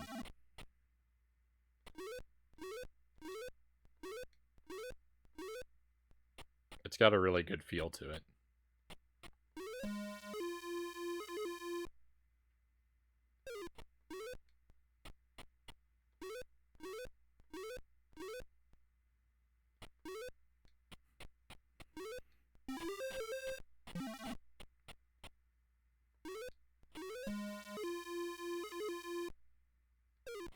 Oh, bad timing there.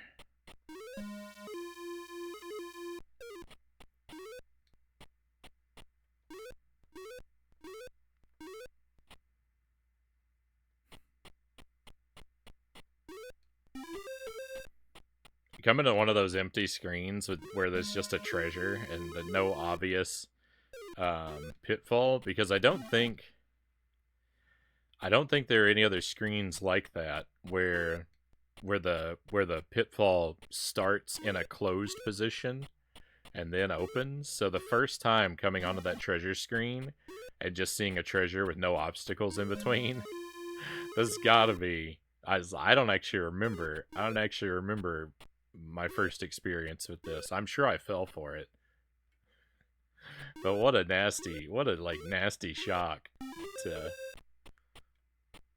come across that. Since since you don't get to experience that obstacle beforehand, you're perfectly set up to fall for it. Oh, thank you for the hydrate, Waz. I'll reach for that when this life expires. If you'll wait just a moment with me, I'd be definitely happy to grab a refreshing drink of water.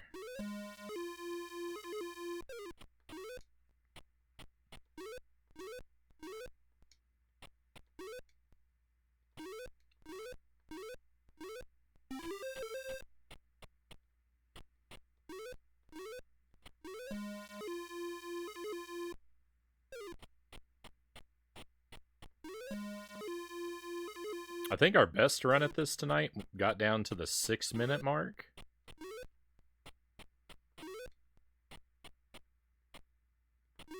Before I lost all my lives.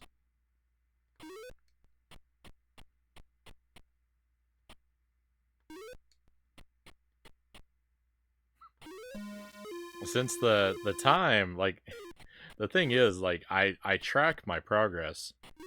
Like, I estimate how well I'm doing by how much time I'm able to burn off the clock. And that's not really a good way to think about it, because you lose time off the clock, like, when you take damage, right? Well, I mean, because it slows you down.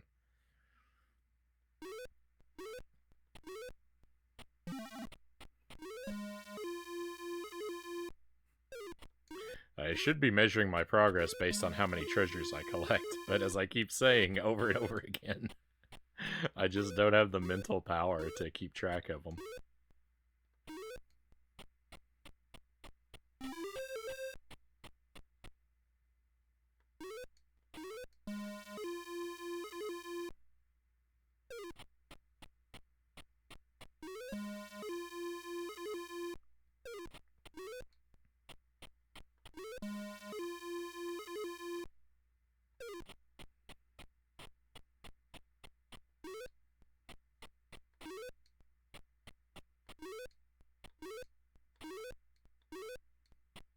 I didn't think I was going to make the jump over that snake.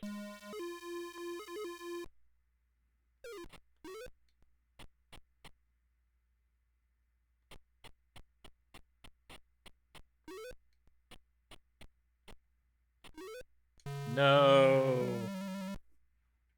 Aw, rip. That was a good run. Alright, thank you for the, thank you again for the water.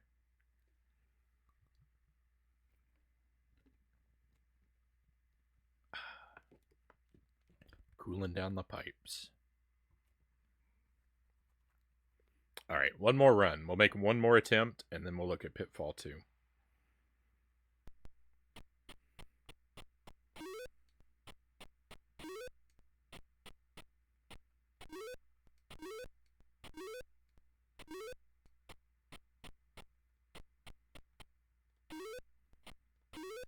No!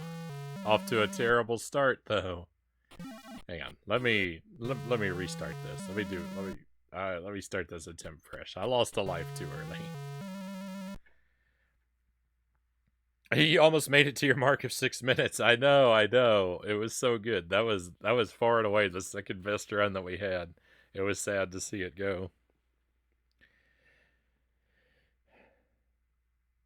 I'll take the time to reiterate the OG Dawn of the Dead is quite possibly the best movie ever created, was this.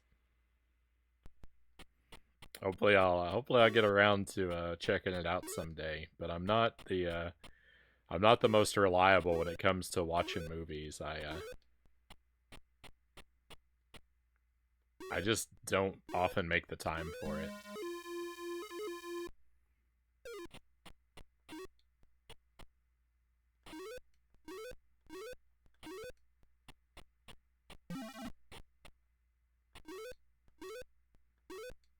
Hey, Angelus. Welcome in, my good friend. Hope you've had a wonderful stream.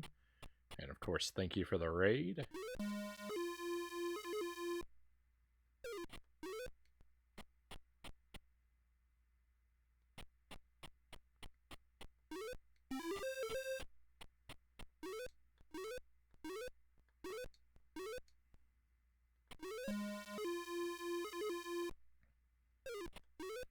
It's also very long. Oh no.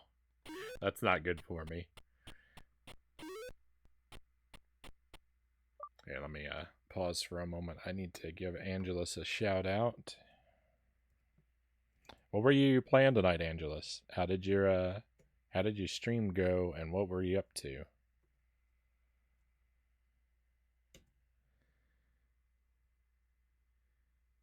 Alien Breed. Have you been playing this one before, or is this or did you start this one?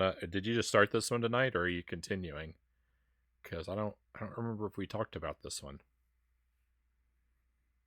Hopefully, it's treating you well. I don't think I know the game.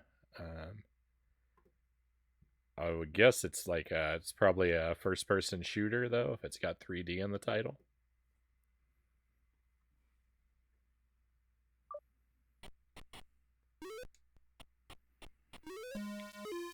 Angelus, my friends, has a stream, a retro stream, plays a wide variety of things.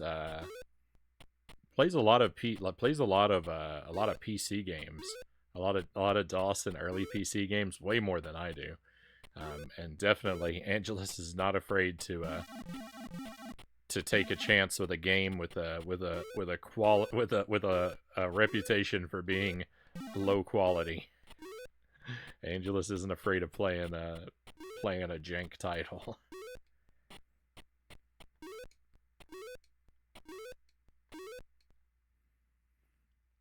Playing Alien Breed 3D was a remake made in the GD Zoom engine. It was originally made for the Amiga. Amiga hype, was says. We were talking about the Amiga a little bit earlier. It came up a moment ago. As, being popular outside of the States. I haven't had any experience yet with an Amiga myself. I'm dead. This is a sad way for my last run to go.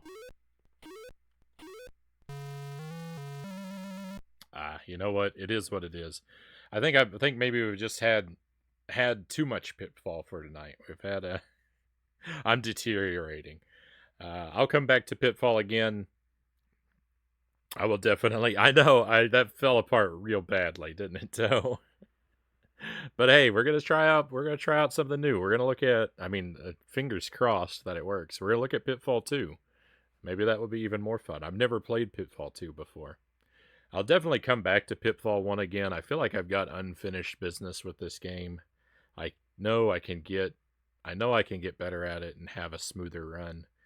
What that means, like, so far is like what my optimal performance of this looks like, I can't really say yet. But it's a fun game, so yeah, we'll definitely play more of this one down the line. But I think it's enough of this one for tonight, and we'll move over to Pitfall 2 for a while.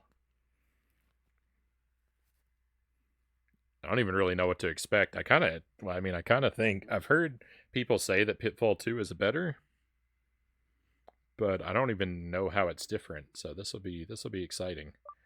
But let's take a look.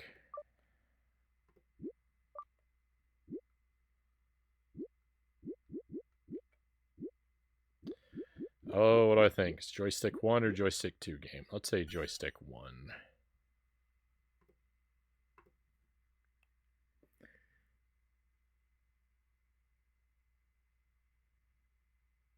Okay. This looks very different. I don't know what kind of animal that is down there. It looks like, I'm gonna guess it's a werewolf. It's a dog walking on two legs. I found an emulator but couldn't get it to work right. Luckily, I found a remake someone had made using GZ Doom. I think I read that backward. GZ Doom, which is a source port for Doom. So someone basically used a Doom source port to remake a Doom clone. Well, I mean, that seems like the way to do it, right? I'm trying not to watch the screen right now. I don't want the game to spoil itself before I get to playing it. This game is weird in a way. All right, I can handle a weird. I'm up for a weird game. Let's all right, let's see what it's like.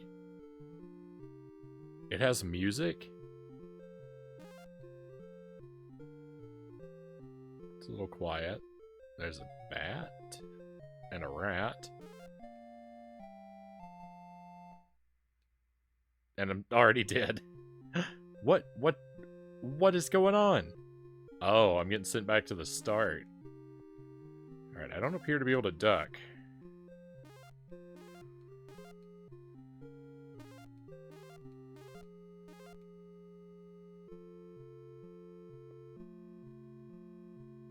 Alright, we're okay.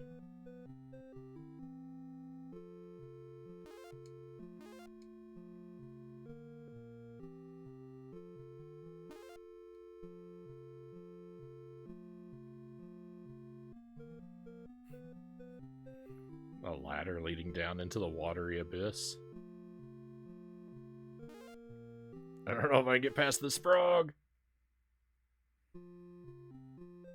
Oh my goodness, this is the worst part of the game. Oh my goodness, getting sent back like this? This is brutal.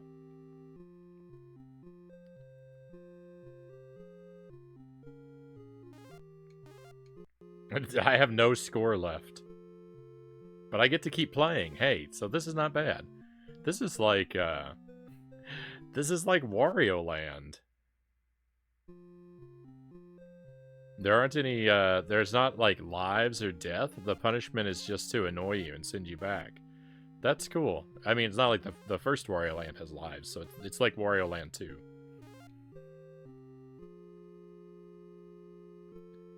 Alright, I was trying not to look at the game, but I think I saw it go down here. Yeah.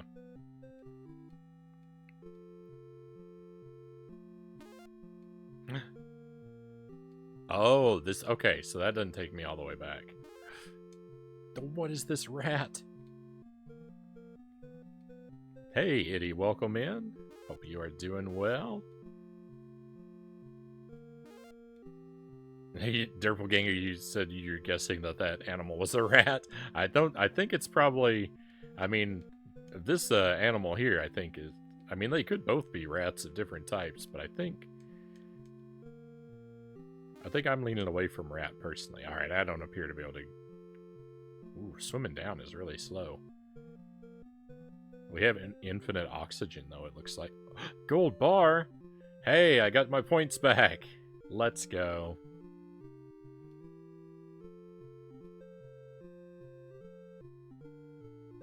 Let's stay away from that snake. Ooh, more gold bars. I'll help myself, thank you.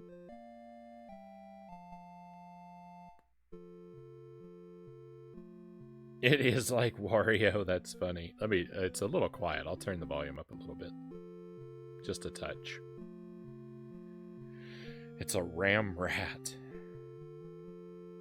Oh, but yeah, welcome to the stream, Itty. Good to see you again. Hope your morning's getting off to a good start.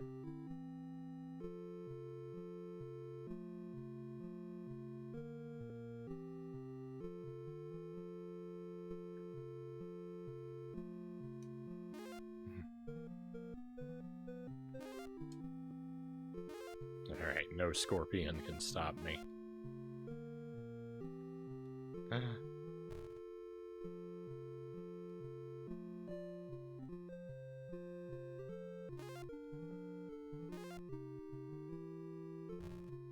I don't like that. I think that's a little bogus.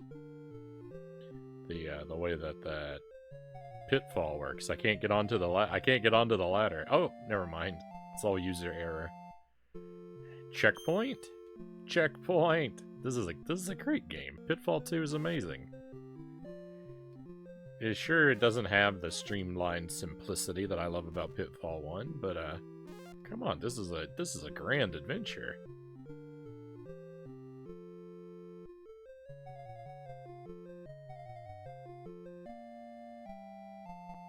I'm on board with this. I'm gonna have to draw a map for this game.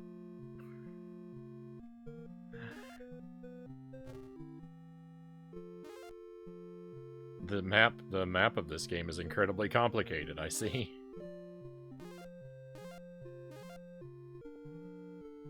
So, Pitfall 2 is a game, this is going to be one of those games that we're going to have to come back to. I'm certain I'm not going to see everything this has to hold in one night.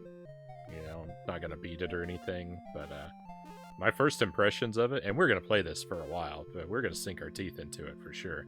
But I can tell that it's got more to hold than I'm going to be able to discover.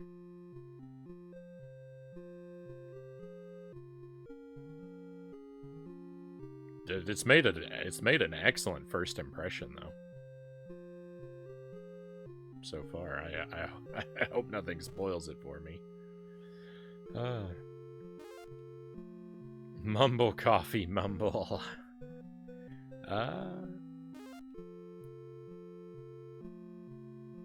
Scorpion.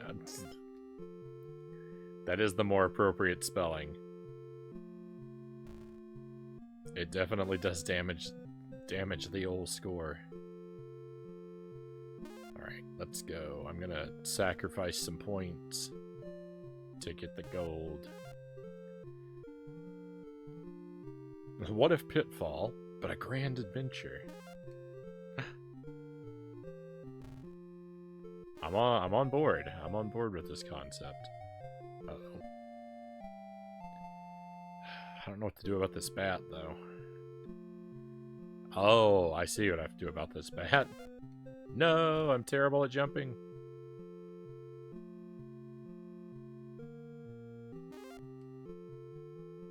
I wasn't fast enough. I'm on the wrong floor. I see my error.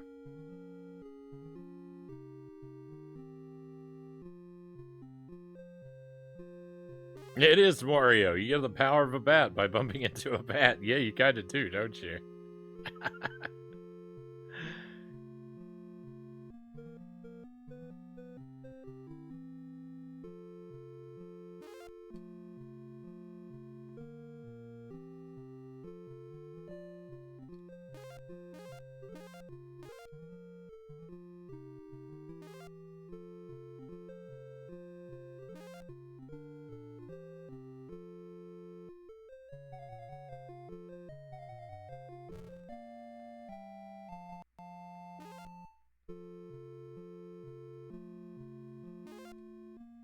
Here we go.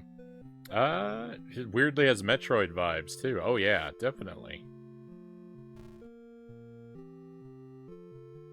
The original Metroid on the NES is a game I want to do on the stream. And I want to do it with no map. I want to draw my own map. I've actually worked on it a little bit before, so it wouldn't be a completely fresh first playthrough. Back in, like, 2015, I think, somewhere around there. Maybe a little after that, maybe a little more recently. Around the time Mario Maker came out on the Wii U. It was around the time when Mario Maker came out. I started playing the original NES Metroid, and I was trying to do it blind, drawing my own map. And I made some progress on it, but the way I was playing it was I was playing it with permadeath. Because I hate grinding my health meter full again every time you die in Metroid. I don't like that process of having to grind to get my health back. So I was like, you know what? It's more fun. Like, sure, it takes longer, but it's more fun and I get more practice if I just restart the game every time I die. And so that's what I was doing. And I got to where I could get the ice beam. I could get the Varia suit, I could get the high jump boots, I could defeat Kraid pretty consistently. I couldn't do it now, because I haven't played the game in 7 years, but I'd be starting from scratch. But I got to where I could do all that stuff pretty consistently. But I could never find Ridley. I felt like I got close, maybe? I don't know. I went so far down in that game. I know Ridley's down there somewhere, but I could never find him. But I was trying to do it blind, and I was working on it for a while and getting pretty reliable at those tasks that I described. So I'd like to go back to that project and try and do it for real on the stream at some point. But it's a really scary prospect. It's such a tough game. I definitely will do it, but...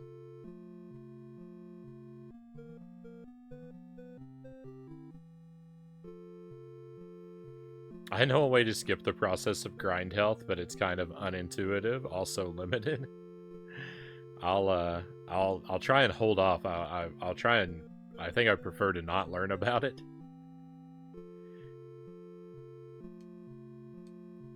And we'll see. Unintuitive and limited means I probably wouldn't be able to figure it out for myself, but I would feel so proud of myself if I did, so...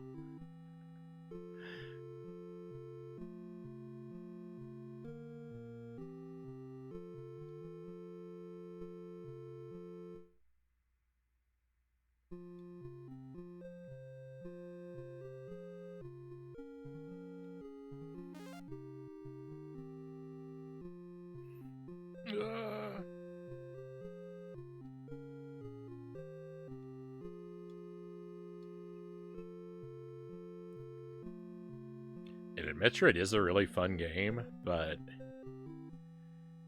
having to look everywhere for explodable walls, and so much of it is like the game is so huge and everything looks the same. It's really hard to... It gets really confusing to tell like where in the world you are. Like a lot of times, even with like drawing my own map and trying to and like figuring stuff out, I'd run into so many situations where I was just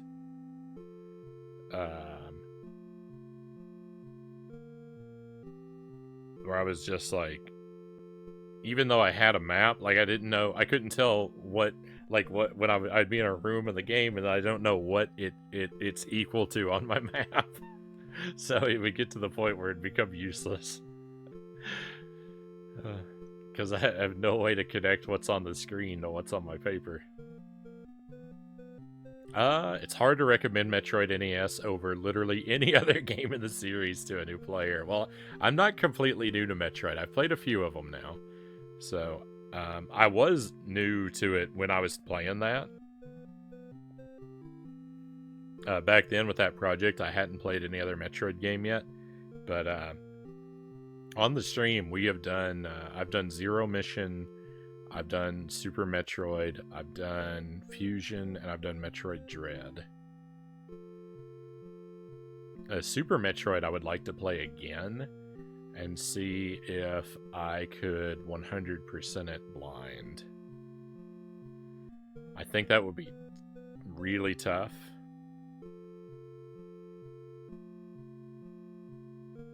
I don't remember what the percentage was on my first playthrough.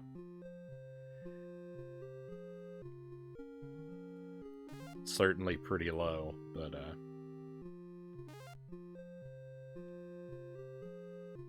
I think that would be fun to try. I'd probably fail, but I'd have fun trying. Game Boy Metroid 2 is a nice little treat of a game, short and fairly easy. I want to do that one as well.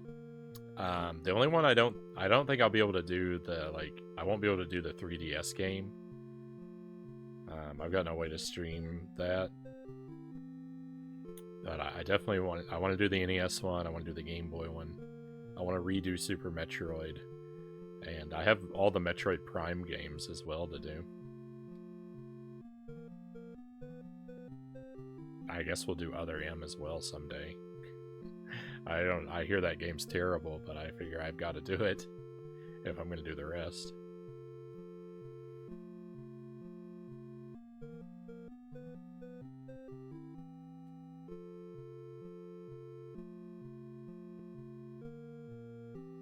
Yeah, I've heard of that one, the AM2R. I'm unlikely to get around to that one, because I don't do games on the computer. But I wouldn't say never.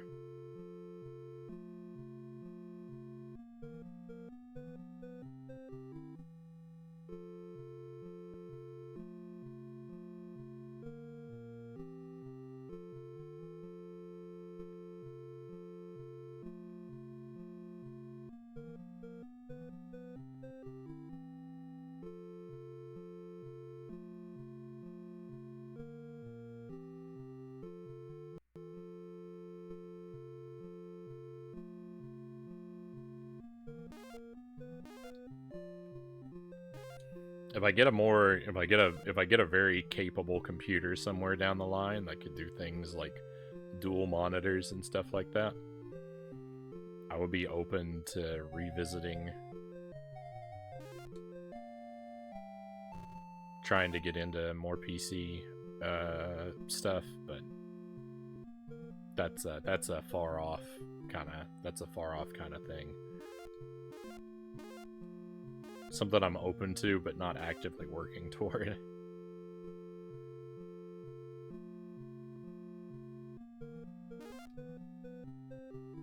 Kind of feel like I've hit a dead end. No. I'm certain there's a way to proceed, I just haven't.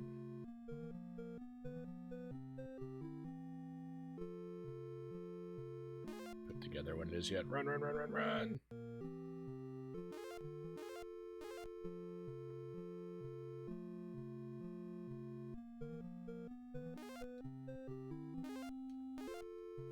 When you jump into a wall, you bounce off of it.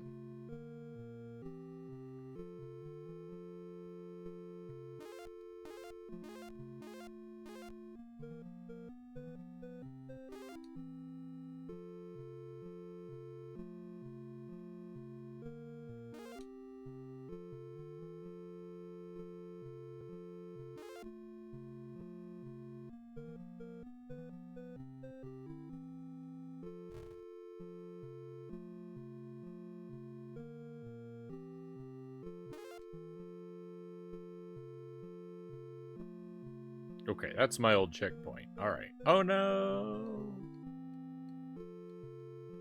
That's what happens when I jump into walls, too.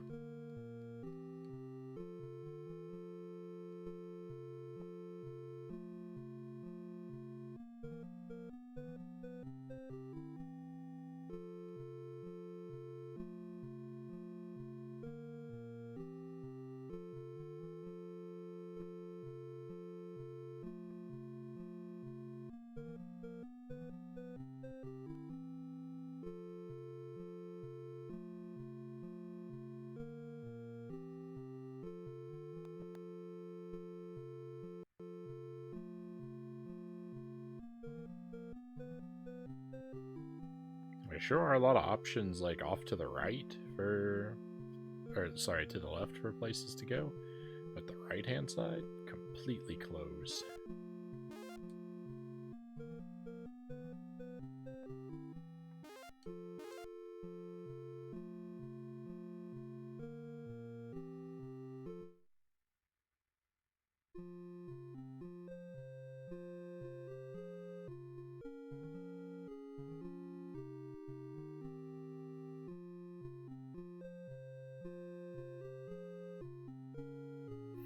All this gold I'm sailing past, I want to collect it all, and...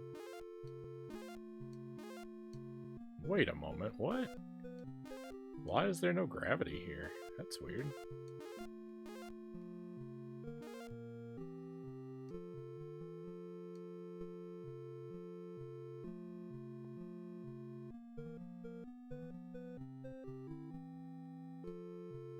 Hey, help me out, Snake.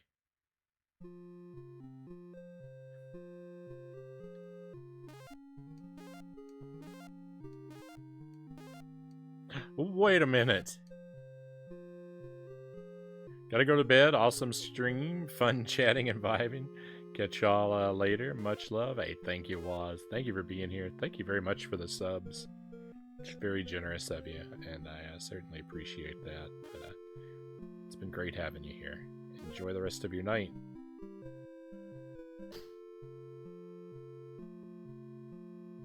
And I hope we get to see you again real soon. I've solved the game. I've solved the game.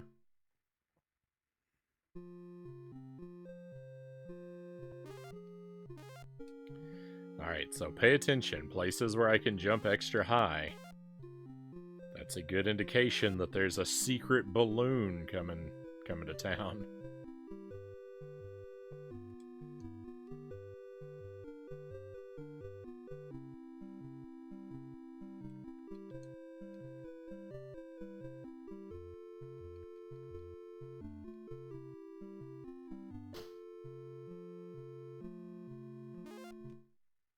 No!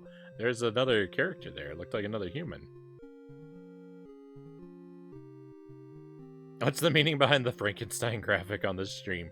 So I fill the empty space because the game doesn't take up the full screen, neither does my webcam. So I've got a square of space. I always put a little piece of artwork up there, and usually it's connected to the game I'm playing in some way, but a lot of times it isn't. And just you know, Frankenstein was just a piece of artwork I hadn't used in a while, so I thought, yeah, let's bring him out. But like, I've got little Mario frowny faces, like, you know, a lot of different ones. Like, there's a Link, there's a Mega Man, there's a Batman, there's a snowman and a pumpkin, and just lots of different stuff. My wife draws them for me, mostly. I've had one submitted by a viewer. One of my mods actually made a piece of art, and so I saw that one's in the mix too. It's a Ninja Turtle. Just a little piece of branding, I guess. Is it a Frownie Frankenstein or a Frankenstein Frownie asking for a friend? I would think of it as a Frankenstein Frownie. I think of it because the Agent Frownie, like if you look at the little icon for the stream, the little circle thing, it's just a plain, you know, frowny face with arms. And then like that's Frownie, and then he's got all these different disguises he wears.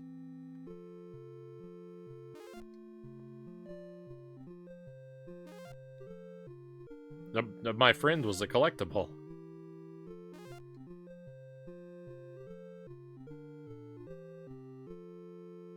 Oh, I need that.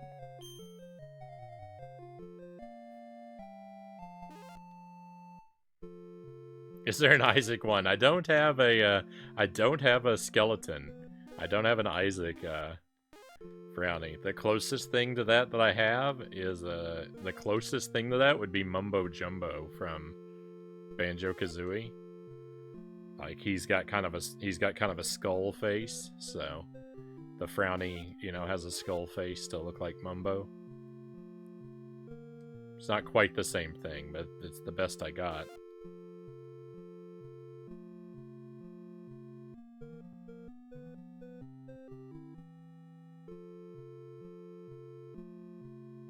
I clearly have made a poor decision here. I don't even feel... Yeah, it's fine. I was going to say, I don't even feel like I want to touch that checkpoint.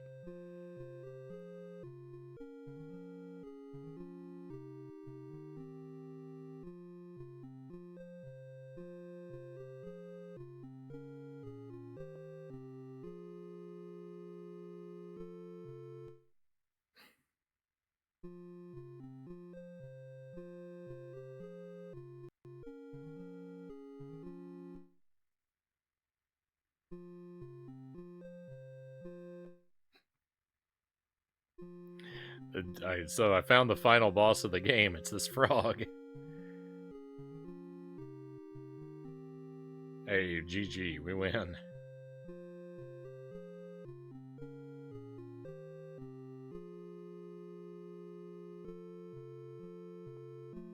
Gravity has failed us. Alright, so balloon incoming. Oh, this is the same place. Okay. Well, I could go over there to the... I don't think I can go over there to the right. Well, let's try it. But why would I want to?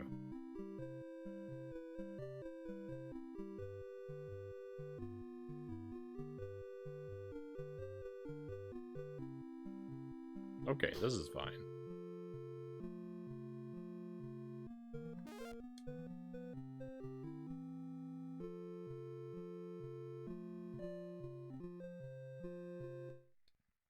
I will say there's something about this game, like...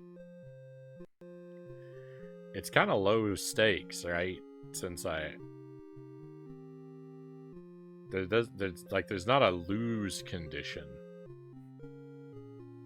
Yeah, I got down to 0. I'm not afraid to get down to 0 points, because I did that before, and I didn't,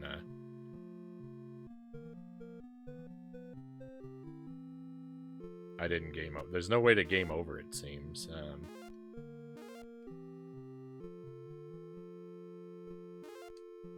So the pressure of the game is very low. Lose condition.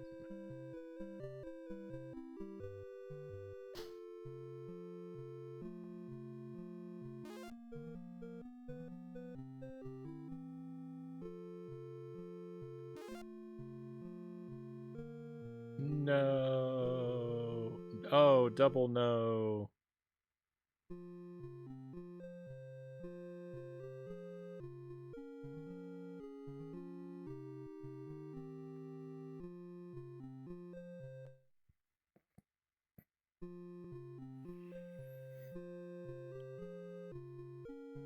Even if I make it to the game with 0 points, I'm still gonna pat myself on the back.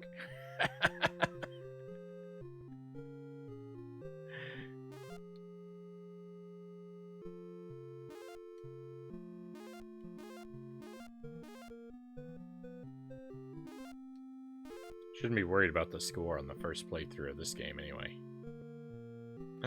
What is this? Big money. Big prizes. I love it.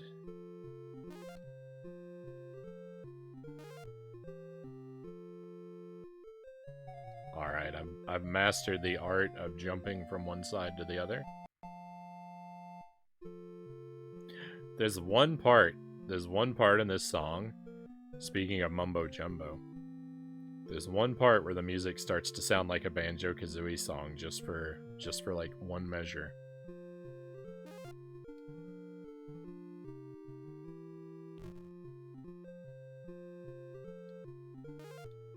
I can't even activate this checkpoint. Right there. That little noise sounds very much like Banjo-Kazooie. I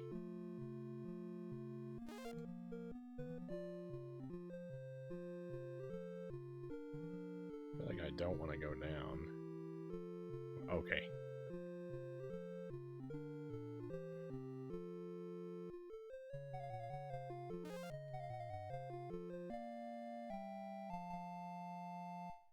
I waited too long.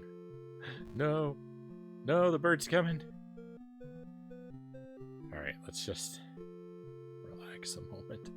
And run, run, run, run, run.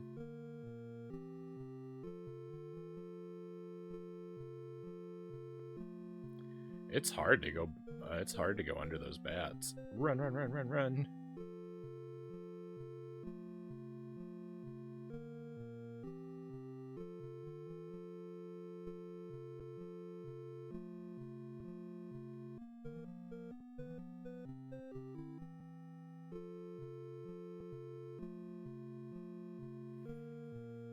Luckily, falling from 50 feet did not break his legs.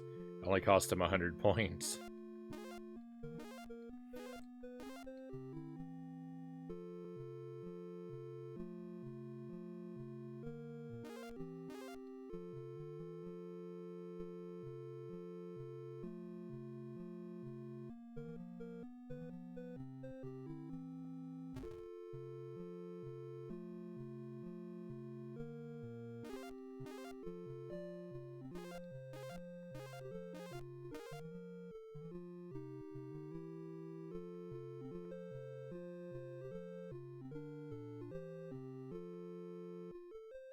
I don't know which Pitfall game I would say is better at this point. You know, this has a lot of like novelty factors since I'm just playing it for the first time now. But I think I would say that this is a worthy successor to the original Pitfall.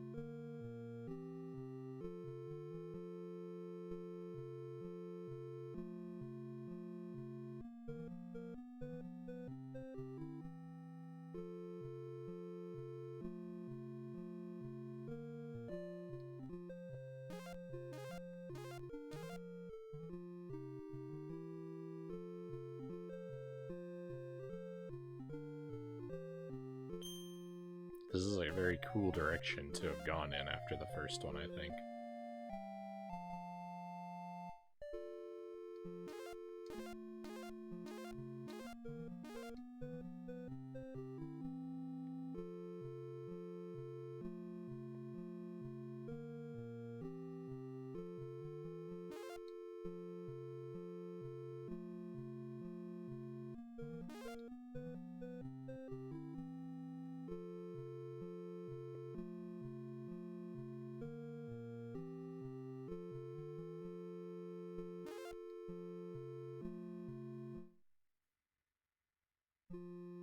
It's okay. I didn't sit back that far.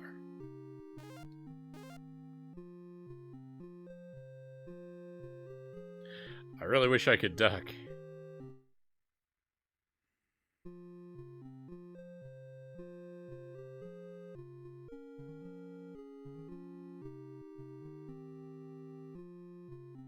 If only my character had knees.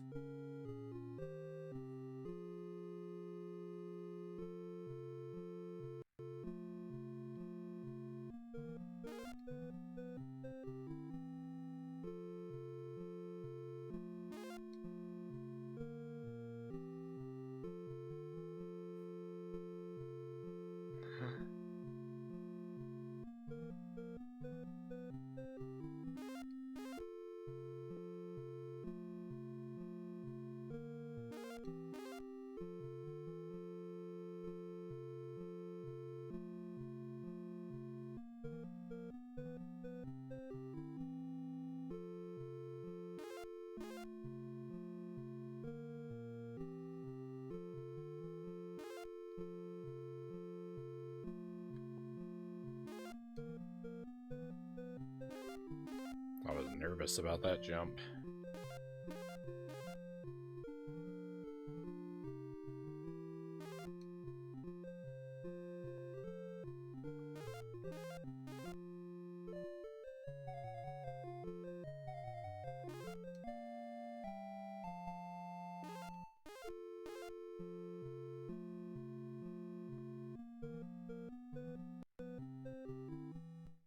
No. Oh, it's been so long since I've hit a checkpoint. We're almost at the werewolf, though.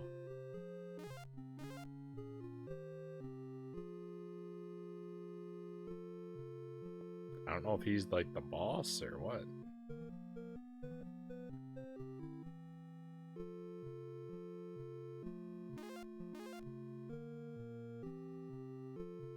If he is, it kind of seems like this game would be pretty small. I mean, I don't know when it came out compared to some other stuff. Like, I mean, maybe there are stages. I don't know. Yeah, I mean, sometimes C64 games are really small, but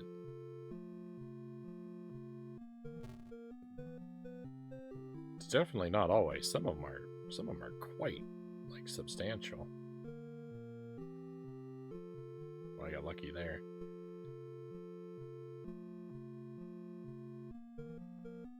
Oh, what am I doing? What am I doing? What am I doing? Why did I wait? Why did I wait?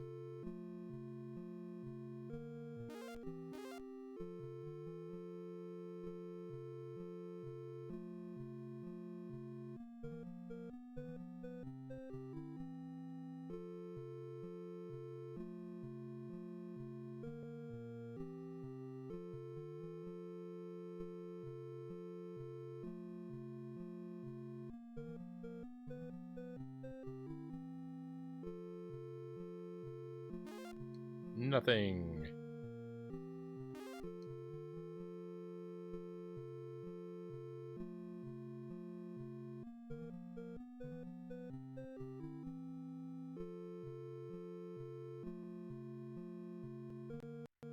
I don't know, you know what happened? I joked earlier about a frog being the final boss of the game, and look, it's come. It's come to be. I joked this situation into existence. I called one of those frogs the final boss, and now it's true.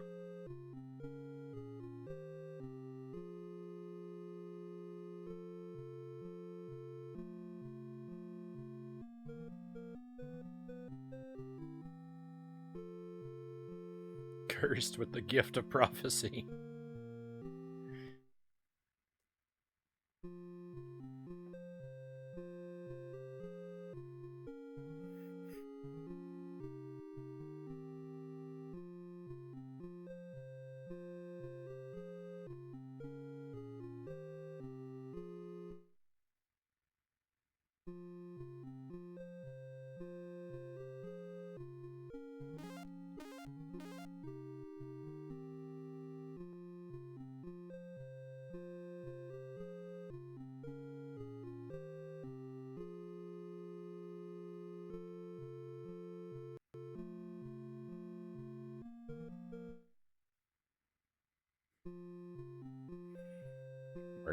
We are gonna make it up to that werewolf, and he will undoubtedly consume me.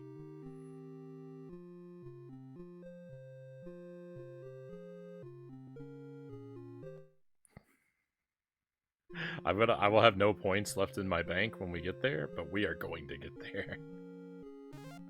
I am determined. I said before I didn't care about the points, and now I'm gonna prove that it's true by emptying my bank account. Oh, please. Why is it suddenly so hard?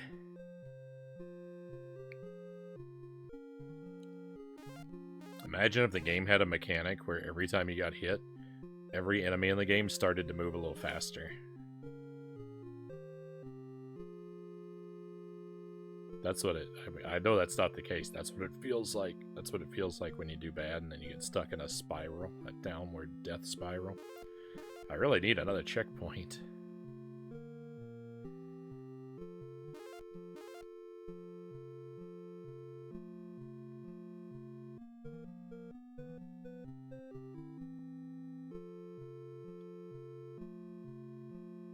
Is that a downward death spiral? I don't really imagine there's such a thing as an upward death spiral, right?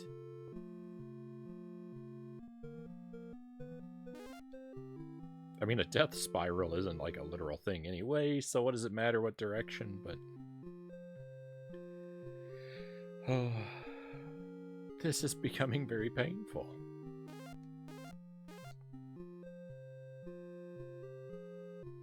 All this get hit once and get sent back. I thought I finished Echo the Dolphin last night. What's going on?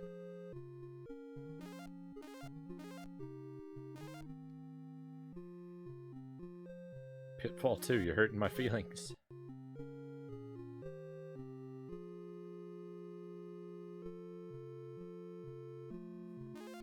If only I had a duck button. I could trivialize all of these challenges with one single ability.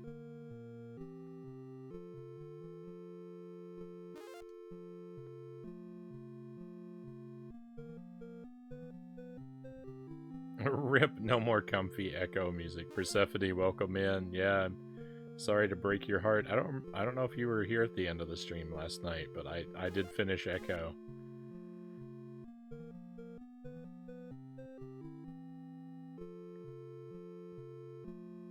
So we're done with that until I decide to play the next one, which probably going to be at least another year, but I don't think it's going to have. I don't think I'll come across another version with that same music loop.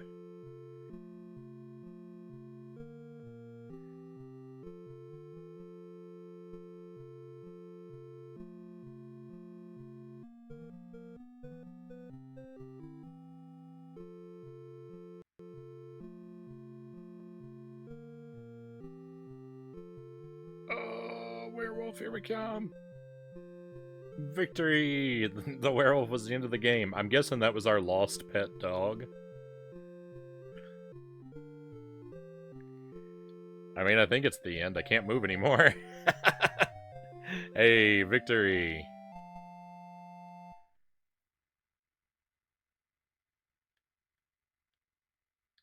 Oh, that really is it. We got a credit roll and everything.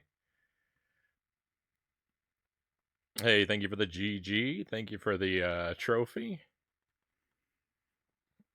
Didn't see the end. Went to bed or something. Yeah, no worries. I streamed really late yesterday, because I just really wanted to be done with Echo, and I had a couple good attempts that made me feel like I could make it, and so I streamed way later than I usually do. Like, we went really late.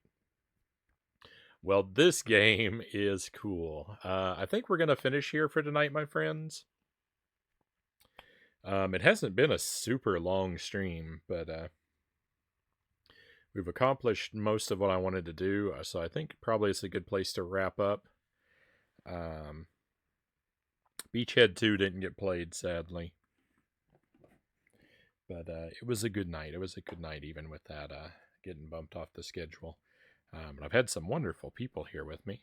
So thank you, my friends, for your fine company. Always appreciate you. And we'll head out. We'll head out with a raid. I thought I was going to chase you. I didn't expect it to be the goal. I was suspicious. After we started collecting, like, humans scattered around, I did start to think maybe that's our pet dog and not a werewolf. I don't know why he's so giant. I guess to show he's not the enemy. But I wasn't sure, so I didn't want to... I wasn't sure enough to make the proclamation beforehand, so you just have to take my word that I secretly suspected it might not be a boss.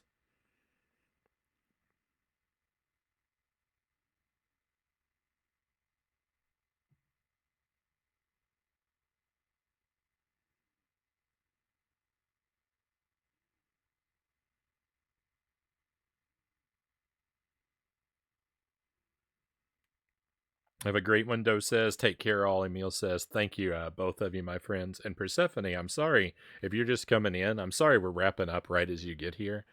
I always feel really rude when I do that to people. And so I do want to apologize for that. But I think, as late as it's getting to be on my end, and since we did accomplish the games that I set out to do, I think it's a good place to wrap it. But thank you for stopping in at least. Thought the giant rat man was going to chase you. I read that. 80,000 points on the wall. 80,000 points on the wall. Get hit by a bat. Get sent back. 79,500 points on the wall. I love it, Itty.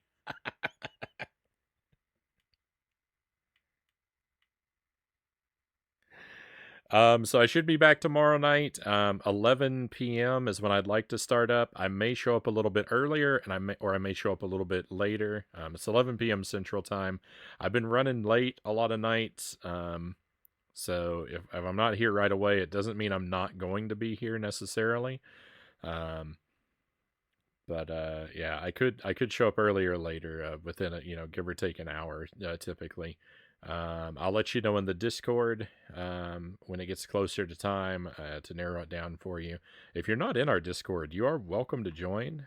We'll let anybody who wants to join us. We'd be happy to have you. It's not a super active Discord, but it does give you alerts about what's up with the stream and let you see the schedule and, of course, interact with people. You just have to send me a whisper for that. We handle all of our invites through the whisper. That's the one hoop you have to jump through. So if you just send me like Discord ? Or whatever, I'll be happy to whisper you back a link. And if that's not your thing, no worries. We should be playing Contra Advance at the start of the stream tomorrow. That's our main goal for tomorrow night, is to try and beat Contra Advance. So it's probably going to be a lot of hours of that, unless I get really lucky. Depending on what time we finish that, if we finish it, we're going to play a couple other Contra games. If we don't finish it, we'll definitely try and play at least Contra NES and Super C. If I get lucky and finish Contra Advance really early, we might throw on some additional older good Contra games as well. Maybe a run through hardcore on the Genesis. If we finish on our first try, maybe I'll even run through Contra Adventure. Who knows? But Contra Advance, NES Contra, and Super C are what I'm guaranteeing for tomorrow night, with maybe some other Contra games if things go smoothly. And then next week, we'll be playing more Tears of the Kingdom, Mario's Missing, Wario Land 3, Aladdin, all that kind of stuff going on. A lot of the games from this week rolling over. Should be more C64. I try to do that about once every other week, so we'll do another C64 night in about 2 to 3 weeks, give or take. It'll be on the schedule, so keep an eye out for that. Don't know what games we'll do, but I'll try and announce them a little bit beforehand. And I'll probably open the floor to viewer suggestions, probably through the Discord. I might try and put out a question. Everyone, who's interested, reply with one C64 title, and I'll pick some randomly or something. But that's it, my friends. We're gonna head in the direction of Retro Demiurgy. They're working on Soldier of Fortune on the Super NES world record speedrun attempts. So let's head over and bring some good luck wishes, my friends. Good night, good night, Frownie. Good night, Angelus. Thank you again for the raid, my friend. And one last time, thank you everybody for being here. Be well until I get to see you again. I hope I get to see you again real soon, but we're all out of things to do for tonight. It is time to head out. Let's go on an adventure.